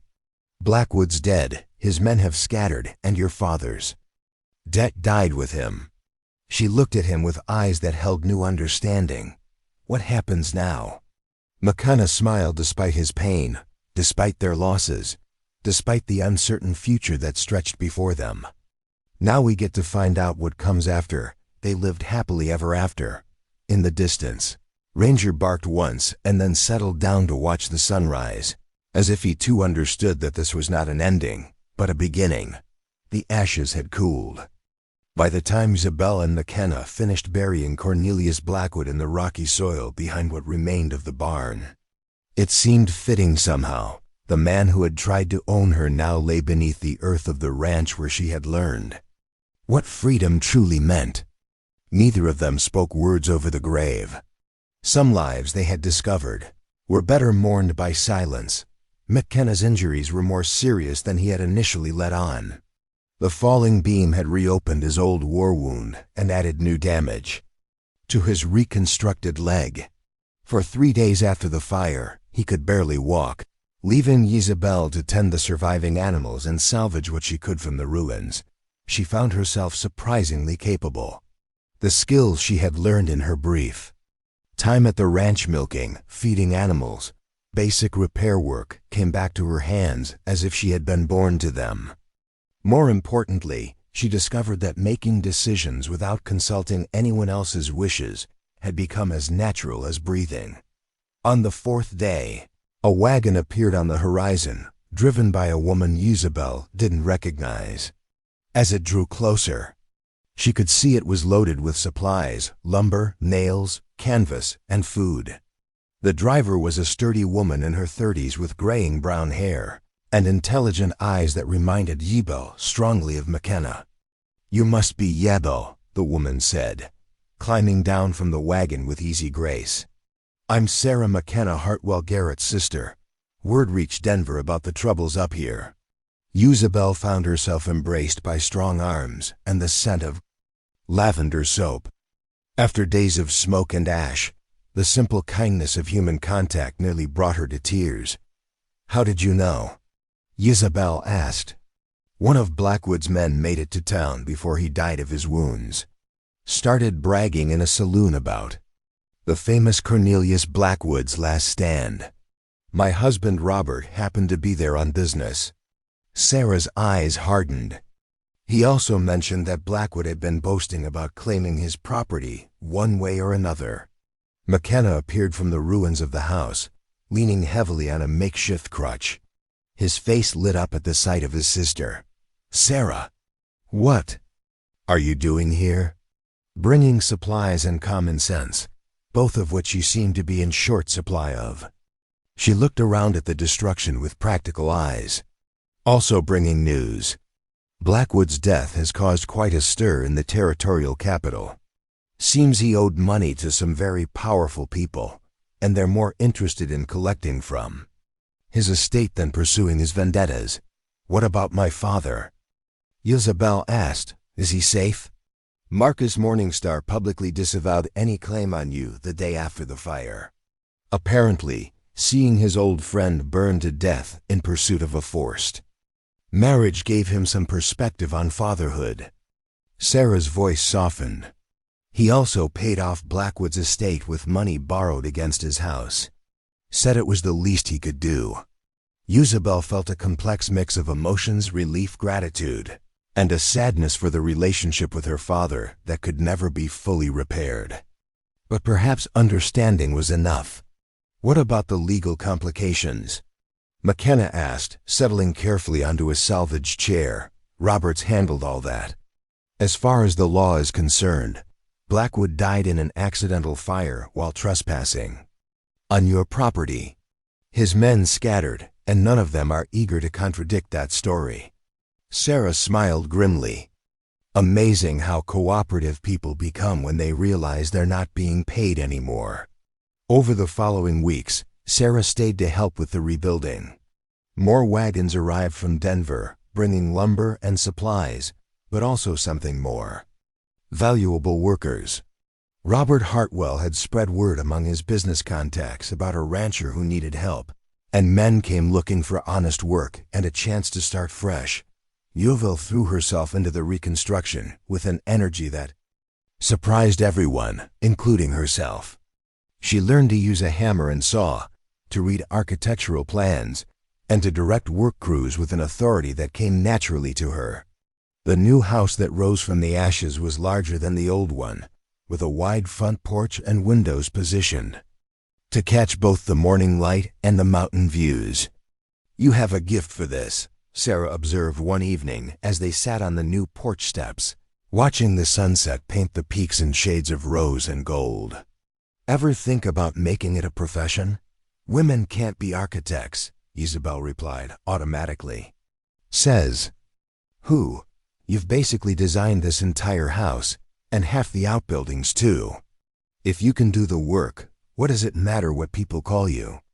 The idea was radical, even by frontier standards, but it planted a seed that began to grow in Isabel's mind. Why shouldn't a woman design buildings? Why shouldn't she use her newfound skills to help others create homes and futures? As autumn deepened into winter, the last of the construction was completed. The ranch not only looked better than before, it functioned better too. Isabel had insisted on improvements, a more efficient layout for the barn, better ventilation in the house, a workshop that could serve multiple purposes. Every decision reflected her growing confidence in her own judgment. But the most significant change wasn't in the buildings. It was in the relationship between Isabel and McKenna. The shared trauma of the fire and the weeks of working side by side had forged something deeper than gratitude or attraction. They had become partners in the truest sense, each complementing the other's strengths and compensating for their weaknesses. The conversation they had both been avoiding finally came on the first night they spent alone in the completed house. Sarah had returned to Denver. The workers had moved on to other projects, and the ranch settled into its winter quiet. "I've been thinking," McKenna said as they sat by the fire, Ranger stretched out between them like a furry chaperone. "About what?" "About the future. About what you want to do with your life now that you're truly free to choose." Isabel had been dreading this moment, the one where McKenna would politely suggest that she move on to whatever destiny awaited her. She had prepared herself for it, told herself she was strong enough to face a future alone. But hearing the words still felt like a physical blow. "I see," she said carefully. "And you think I should leave?" McKenna's head snapped up in surprise. "Leave? Why would I want you to leave?" "Because I've imposed on your hospitality long enough. Because I need to make my own way in the world. Because ... She trailed off, unable to voice her real fear, that he was tired of having his quiet life disrupted by her presence. "Because you think I'm trying to get rid of you." McKenna's voice held a mixture of hurt and amusement. "Isabel, I'm trying to ask you to stay, permanently, as my partner in every sense of the word." The words hung in the air between them, full of possibility and promise. Isabel felt her heart racing, but this time it wasn't from fear. "You mean marriage," she said slowly. "I mean partnership. If you want the legal protection that marriage provides, we can arrange that. If you prefer a different arrangement, we can work that out too. What matters to me is that we face whatever comes next together." It was the perfect proposal for a woman who had nearly been destroyed by others' expectations of what marriage should be. No demands, no assumptions, just an offer of partnership freely given and freely accepted or declined. "What about children?" she asked. "A ranch this size needs heirs. A ranch this size needs people who love it and will care for it. Children would be wonderful if they come, but they're not a requirement for happiness." McKenna leaned forward, his eyes serious. "Isabel, I'm not asking you to fill a role or meet expectations. I'm asking you to be exactly who you are, but to be that person here with me." She stood and walked to the window, looking out at the snow-covered valley that had become home. In the distance, she could see the lights of a new settlement that had sprung up where the main trail crossed Willow Creek. Families drawn by the promise of land and freedom, building their own futures one log cabin at a time. "I have conditions," she said finally. "Name them," I want to start a business. Architecture and construction. Help other people build homes and communities out here. She turned to face him. It won't be conventional, and it might cause talk. Let them talk. What else? I want to keep my own name. Yibel Morningstar means something to me. Now it represents the choice I made to be myself rather than what others wanted me to be. McKenna smiled. I fell in love with Isabel Morningstar. I have no interest in changing her. And I want to write letters to newspapers back east, articles about life out here, maybe even a book someday. Women need to know that there are places where they can be more than what society allows. The world needs to hear what you have to say. She crossed the room and knelt beside his chair, taking his scarred hands in hers. And you? What do you want from this partnership? Honestly? I want to wake up every morning knowing that I get to spend another day with the bravest woman I've ever met. I want to build something together that's bigger than either of us could create alone. And I want to grow old arguing with you about the best way to fix fence posts and whether the new barn should face east or west. Isabel laughed, feeling lighter than she had in years. Those are excellent terms. I accept. Their kiss was interrupted by Ranger, who apparently decided that any activity involving his humans required his participation. They broke apart, laughing at the dog's jealous whining. I suppose we should make this official, McKenna said. Sarah mentioned that the new settlement has a circuit preacher coming through next month. Or, Isabel said with a mischievous smile, we could make our own vows right here, with just the mountains and the stars as witnesses. After everything we've been through, do we really need someone else's permission to commit our lives to each other? Mikan's answer was another kiss, longer and deeper than the first. Spring came early that year, bringing with it new challenges and opportunities. Word of Isabel's architectural skills had spread, and requests for her services began arriving from across the territory. Her first major commission came from the territorial government itself, designing a schoolhouse for the new settlement that would serve as a model for others throughout Colorado. The day she stood before the completed building, watching children stream through doors she had designed, Yibel felt a profound sense of accomplishment. This was what freedom looked like, not just the absence of restrictions, but the presence of purpose, the ability to create something meaningful with her own hands and mind. McKenna found her there as the sun was setting, still watching the building with satisfaction. Admiring your work? He asked, slipping his arm around her waist. Thinking about the next one, she replied. Mrs. Patterson wants a house that can accommodate her mother-in-law without causing a family war. I think I can design something that gives them privacy and togetherness in the right proportions. And after that, the territorial capital wants plans for a new courthouse. And there's talk of a women's college in Denver that would need dormitories. She leaned into his warmth. I may have more work than I can handle. Good problems to have. They stood in comfortable silence, watching the last light fade behind the mountains. Somewhere in the distance, a train whistle echoed across the valley, the sound of progress and possibility, of a world growing larger and more connected every day. Any regrets? McKenna asked. Isabel thought about the question seriously. Her life had certainly taken a path she never could have imagined standing on those church steps 2 years ago. She had lost her family's approval, faced mortal danger, and been forced to rebuild her entire understanding of what it meant to be a woman in the world. None, she said finally. Not a single one. As they walked back toward the ranch house, their ranch house, Isabel reflected on the journey that had brought her to this moment. She had started as a girl who dared to say no to one marriage, and had become a woman who said yes to an entire life of her own choosing. Behind them, the schoolhouse stood solid and welcoming in the gathering dusk, its windows glowing with warm light. It was more than a building. It was a statement that education belonged to everyone, that communities could be built by anyone willing to do the work, and that sometimes the most important structures were the ones that sheltered dreams rather than just bodies. In the years that followed, people would tell stories about the woman who had been tied behind a wagon for refusing marriage and who had gone on to design half the buildings in the Colorado Territory.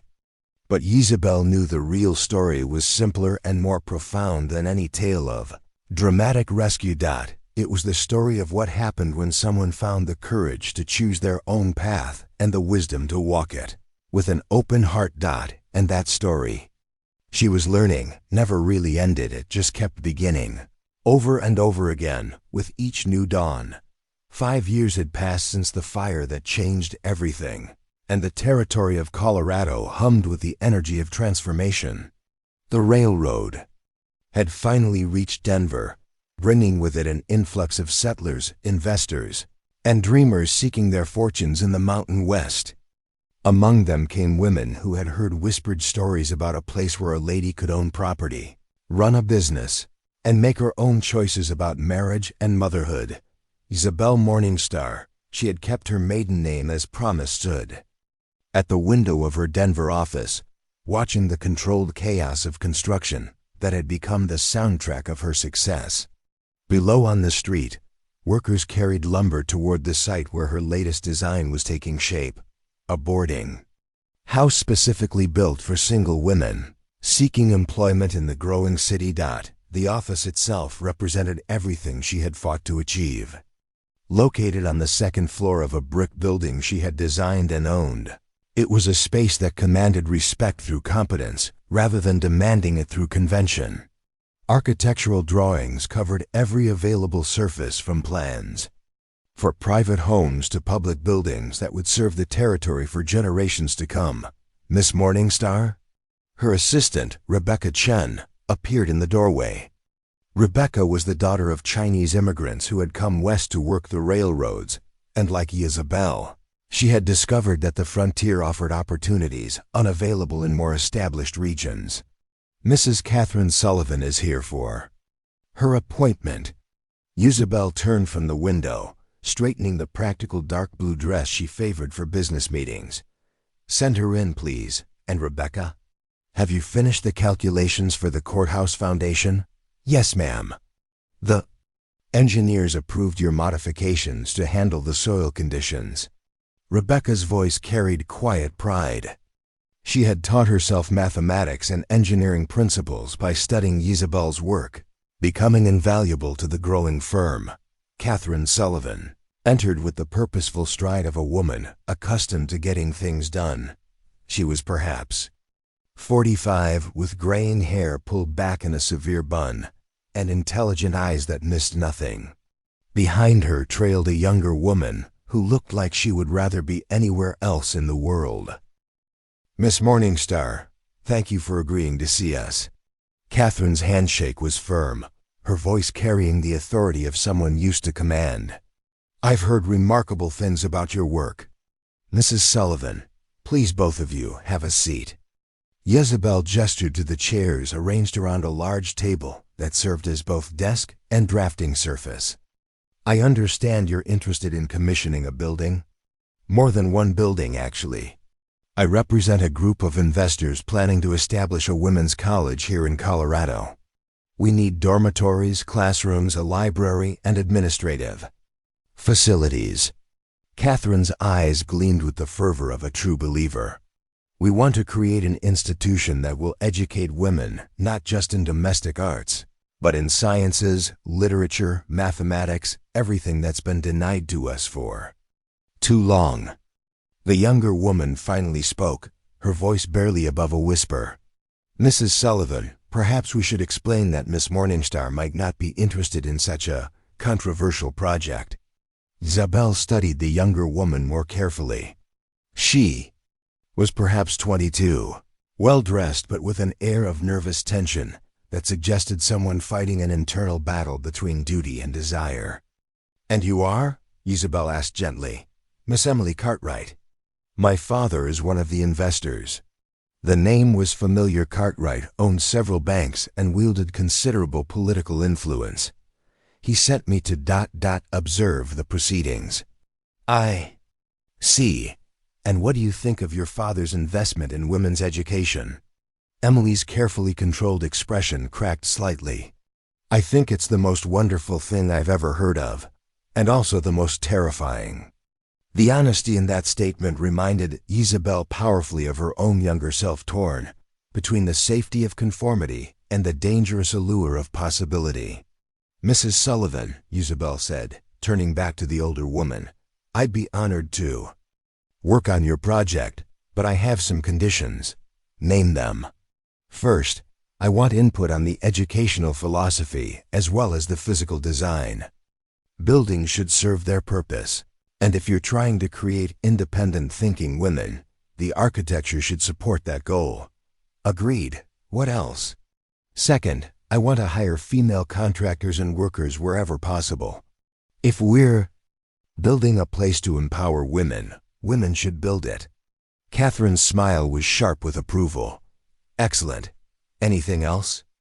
Third, I want Miss Cartwright here to serve as my liaison with the investors. If her father wants representation on this project, she's the one who should provide it. Emily's eyes widened in shock. Oh, I couldn't possibly. Why not? Isabel interrupted. You're clearly intelligent. You understand both sides of the controversy this college will create, and you have a personal stake in seeing it succeed. Unless, of course, you'd prefer to spend your life watching other people make the important decisions?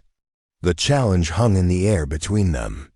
Isabel recognized the moment for what it was, the same crossroads she had faced on those church steps so many years ago.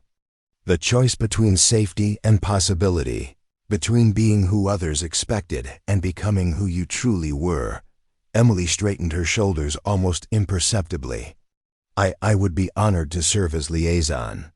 Over the following months, the college project consumed Yebel's attention and challenged every skill she had developed. Designing buildings was one thing. Creating an institution that could survive both political opposition and financial uncertainty was something else entirely. The work brought her into contact with women from across the country who had heard about Colorado's unusual opportunities. There was Dr. Margaret Torres, a physician from Boston who had been denied hospital privileges because of her gender. There was Professor Helen Morrison, a mathematician who had been teaching under her husband's name for 15 years.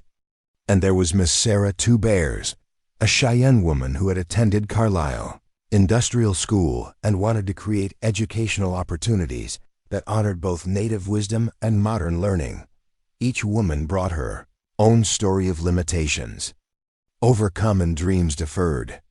Working with them reminded Giabel that her own journey from captive bride to independent architect was part of a larger transformation happening across the American West. The most surprising development was watching Emily Cartwright blossom under the pressure of real responsibility.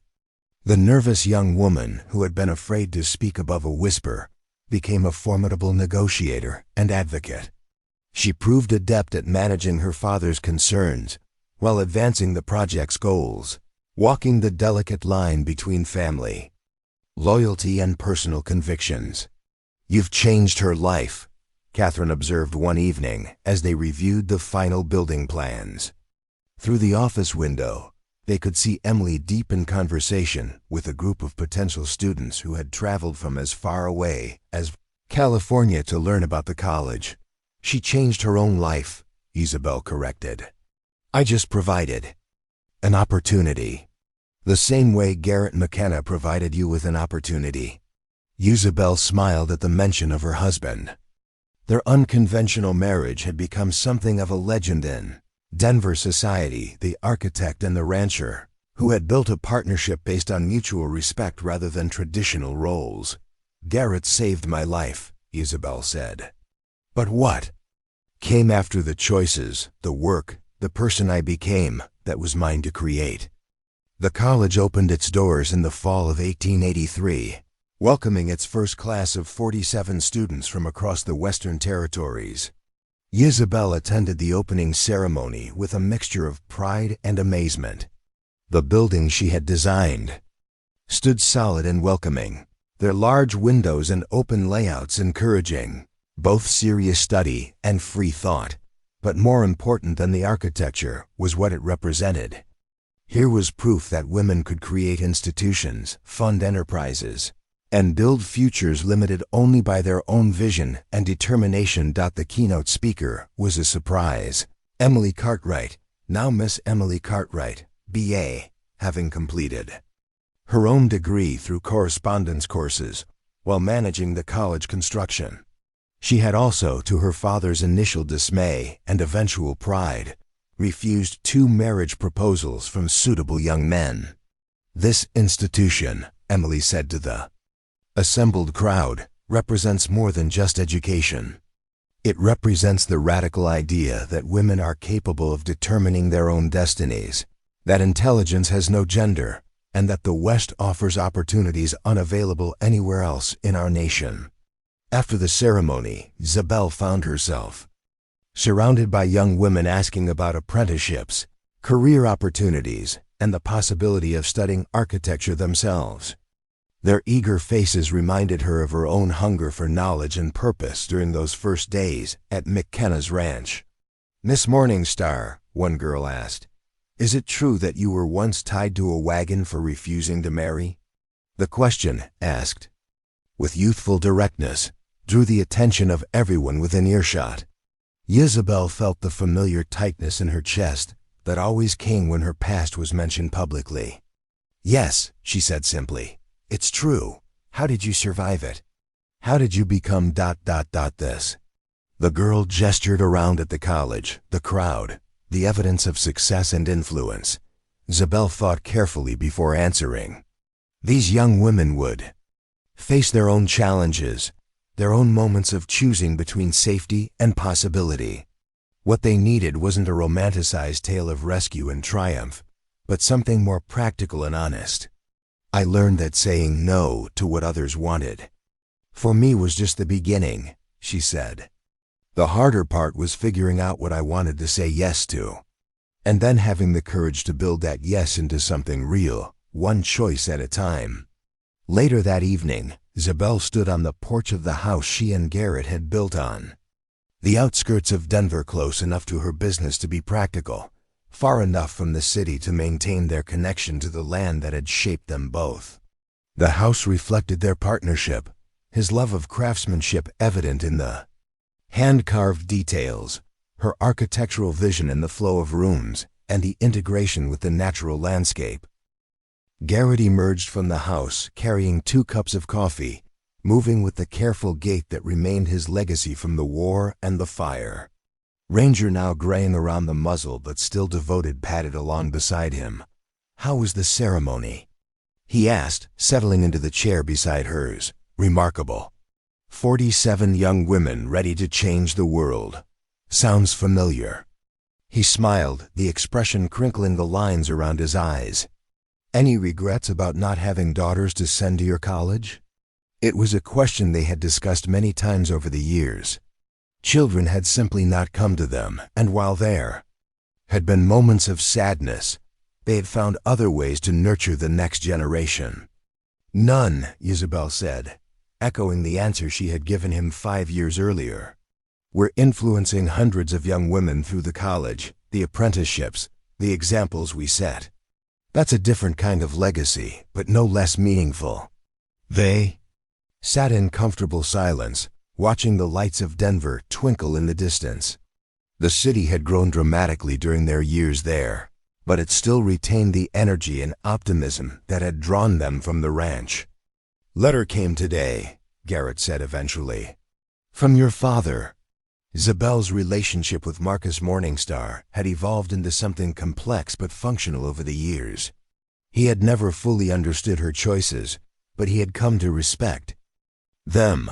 More importantly, he had remarried a widow named Margaret who valued his kindness more than his earning potential. "Good news? He wants to visit. Says Margaret is curious about the famous architect daughter she's heard so much about." The idea of introducing her stepmother to her world brought a smile to Isabel's lips. "I'd like that. It's time." A shooting star streaked across the sky above them, And Isabel found herself making a wish not for herself, but for all the young women who would pass through the college she had helped create. May they find the courage to write their own stories, to build their own futures, and to remember that freedom was not a destination but a daily choice. "What are you thinking about?" Garrett asked, following her gaze to the stars. "The future. What comes next? And what comes next for the famous Isabel Morningstar?" She considered the question seriously. At 32, she had achieved more than she had ever dared dream during those dark days tied behind Pike's wagon. Her firm was thriving, her reputation was established, and her marriage had become a model for couples throughout the territory. But she was still hungry for new challenges, bigger projects, ways to use her success to create opportunities for others. "I've been thinking about territorial politics," she said finally. "Colorado's going to be a state soon, and when it happens, we'll need people in government who understand that women's contributions go beyond domestic duties." Garrett chuckled. "Planning to run for office, Mrs. McKenna." "Miss Morningstar," she corrected with mock severity. "And maybe I'll find other women to support and campaign for. The point is, the work isn't finished. Is it ever?" "I hope not," Isabel said, reaching for his hand. "The day we think we've done enough, we stop growing." As if responding to their conversation, Ranger lifted his head and barked once at something, moving in the darkness, probably a rabbit or raccoon, exploring the garden. But the sound seemed to echo across the valley, a declaration that life continued, challenges remained, and there were always new frontiers to explore. In the distance, a train whistle blew, carrying news and dreams and possibilities to places that hadn't even been named yet. Isabel smiled, thinking of all the young women who might be on that train, heading west toward futures they couldn't yet imagine, but were brave enough to pursue. Her own journey had begun with a simple word, no. But it had grown into something much larger, a yes to possibility, to growth, to the radical idea that every person deserves the right to choose their own path, and that yes, she was learning, was a gift that kept expanding, touching lives she would never meet, creating ripples that would spread far beyond any single story or lifetime. The work was never finished. And that, Isabel realized, was exactly as it should be. 20-5 years had passed since Isabel Morningstar first stood on those church steps and said the word that changed everything. Now at 51, she stood before the Colorado State Capitol, building she had helped design, watching as hundreds of women gathered for the territory's first women's suffrage convention. The building behind her represented the culmination of decades of progress. Colorado had achieved statehood 3 years earlier, and with it came opportunities that had seemed impossible in those early frontier days. The Capitol's dome gleamed in the morning sun, its architecture a testament to the vision that government buildings should inspire rather than intimidate. "Nervous?" asked Dr. Margaret Torres, now in her 60s, but still sharp as a scalpel. She had become both Isabel's closest friend and most trusted advisor over the years. "Excited," Isabel corrected, adjusting the simple but elegant black dress she had chosen for the occasion. "This is what we've been building toward." The convention had drawn women from across the American West, teachers, ranchers, businesswomen, and reformers who had heard about Colorado's unique opportunities for female advancement. Among them was Carrie Chapman Catt, the national suffrage leader who had traveled from New York specifically to study what she called the Colorado phenomenon. As the crowd settled into the assembly hall, Isabel took her place at the podium. She had been chosen to deliver the opening address not because she was the most famous attendee, but because her story embodied the transformation that had made this gathering possible. 25 years ago, she began, her voice carrying clearly through the hall, "I was tied behind a wagon for refusing to accept a marriage I had not chosen. Today, I stand before you as a free woman who has helped design this very building, where we gather to demand our rightful place in the democratic process." A murmur of approval rippled through the audience. Many of these women knew her story, but hearing it spoken in this context gave it new power. That journey from captivity to freedom taught me something essential. Saying no to what others demand of us is only the beginning. The real work lies in building the yes, in creating the institutions, relationships, and opportunities that allow all women to choose their own paths. She gestured toward the audience where she could see faces, representing every background and circumstance imaginable. Look around this room. We have doctors and architects, ranchers and teachers, mothers and spinsters, women who came west in covered wagons, and others who arrived on the railroad yesterday. What unites us is not our circumstances, but our recognition that democracy means nothing if half the population cannot participate in it. In the third row, she spotted a familiar face, Emily Cartwright, now Emily Cartwright Morrison, having hyphenated her name when she married Professor Helen Morrison in one of the first same-sex unions recognized in the territory, the college they had built together had graduated over 300 women, many of whom now held positions of influence throughout the West. But we must be honest about the challenges ahead, Isabel continued. Winning the right to vote is only one step.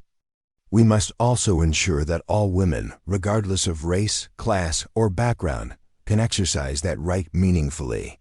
The freedom I claimed for myself has no value if it cannot be shared by every woman who desires it. This drew particular attention from Sarah Two Bears, now a tribal representative and one of the convention's most respected voices. The inclusion of Native women in the suffrage movement remained controversial, but Isabel had insisted it was essential. After her speech, Isabel found herself surrounded by younger women seeking advice and inspiration. Their questions were familiar. How do you balance family and career? How do you handle criticism? How do you find the courage to keep fighting when progress seems impossible? Miss Morningstar, one young woman asked, do you ever wonder what would have happened if you had just accepted that marriage? If you had taken the safe path? The question made Isabel smile. Every choice creates alternative universes we'll never see. But I can tell you this, the woman who might have existed if I had submitted to that marriage would not be standing here today, and neither would many of you. Sometimes the most important thing we can do is refuse to disappear quietly into the life others have planned for us. That evening, the convention's organizers hosted a dinner at the newly opened Windsor Hotel. Isabel sat at the head table, flanked by Margaret Torres and Carrie Chapman Catt, watching as women who had traveled hundreds of miles shared stories and strategies. Your territory is remarkable, Catt observed during the meal. I've never seen such integration of women into the economic and social fabric of a community. How did it happen? Necessity, Isabel replied. When you're building a civilization from scratch, you can't afford to waste half your human resources. The frontier demanded competence over convention, and women proved they could provide it. But it was more than a necessity, Margaret added. It was a vision. Women like Isabel didn't just take advantage of opportunities, they created them. After dinner, Isabel stepped outside for air and found herself face to face with a ghost from her past. Marcus Morningstar, now 73 and walking with a cane, stood beside a carriage with his second wife, Margaret. "Hello, daughter," he said simply. The years had been kind to their relationship, built slowly on mutual respect rather than traditional authority. Marcus had learned to take pride in Isabel's achievements, even if he still didn't fully understand how his little girl had become this formidable woman. "Father, Margaret, I'm so glad you came." Margaret Morningstar stepped forward, embracing Isabel warmly. "We wouldn't have missed it. Marcus talks about you constantly. My daughter the architect, my daughter the suffragist. He's incredibly proud." "I should have supported you from the beginning," Marcus said quietly.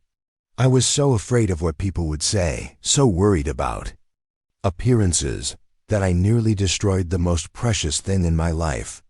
You did what you thought was right at the time, Isabel replied. We all did. What matters is that we found our way to understanding. They stood together in comfortable silence, three people who had learned that love sometimes required the courage to let go of expectations and embrace what was real rather than what was planned. Tell me about Garrett, Margaret said. I'm sorry. We couldn't meet him tonight. Isabel's expression softened. He's at the ranch with the horses. Said political conventions make him nervous, but he's proud of what we're accomplishing here. She paused. We've had a good life together. Different from what either of us expected, but good. The next morning brought the convention's final session, where delegates would vote on their platform and strategy for achieving women's suffrage in Colorado. The debate was spirited but respectful, reflecting the diversity of opinions and approaches represented in the room. When the final vote was tallied, Colorado's women had committed themselves to a comprehensive campaign that would address not just voting rights, but also property rights, employment opportunities, and educational access. It was ambitious, perhaps impossibly so, but it reflected the expansive vision that had always characterized the Western approach to women's rights. As the delegates began to disperse, Isabel found herself thinking about the young woman who had once been tied behind a wagon, terrified and alone. That girl could never have imagined this moment standing in a building she had helped design, having delivered a speech that would be reprinted in newspapers across the country, surrounded by hundreds of women who saw her as a symbol of possibility. But the journey from that girl to this woman hadn't been about becoming someone different. It had been about discovering who she had always been beneath the layers of others' expectations. Ready to go home? Margaret Torres asked, joining her on the Capitol steps as the last of the convention attendees departed. More than ready, Isabel replied. Garrett will want to hear every detail. The train ride back to the ranch gave her time to reflect on everything that had transpired. Colorado would indeed become the second state to grant women the vote, just 2 years after this convention. The college she had helped design would expand to become one of the premier educational institutions in the West, and the example set by Colorado's women would inspire similar movements across the frontier. But perhaps most importantly, the idea that a woman could choose her own path, the radical notion that had once seemed so dangerous, was becoming accepted wisdom among a new generation of Americans. When the train pulled into the station nearest the ranch, she could see Garrett waiting, with the wagon ranger sitting patiently beside him. Both man and dog had aged gracefully, their bond with each other and with her stronger than ever. How did it go? Garrett asked as he helped her into the wagon. We're going to change the world, she said simply. Again? He smiled, clicking to the horses. Good, I was getting bored. As they drove through the familiar landscape toward home, Isabel felt the deep satisfaction that came from work well done and purpose fulfilled. She had kept the promise she had made to herself all those years ago to build a life of her own, choosing and to use that life to expand possibilities for others. The circle was complete, but it was also endlessly expanding. Every woman who chose education over ignorance, independence over dependence, courage over safety added another loop to the chain of progress that would eventually encompass the world. Behind them, the train whistle echoed across the valley, carrying other dreamers toward their own uncertain but hopeful futures. And ahead, the ranch waited home to a partnership that had proven love and freedom were not opposing forces, but complementary ones. Isabel Morningstar had said no to the life others planned for her, and in doing so, had said yes to a future none of them could have imagined. It was, she reflected, exactly as it should be. Up next, you've got 2 more standout stories right on your screen. If this one hits the mark, you won't want to pass these up. Just click and check them out. And don't forget to subscribe and turn on the notification bell so you don't miss any upload from us.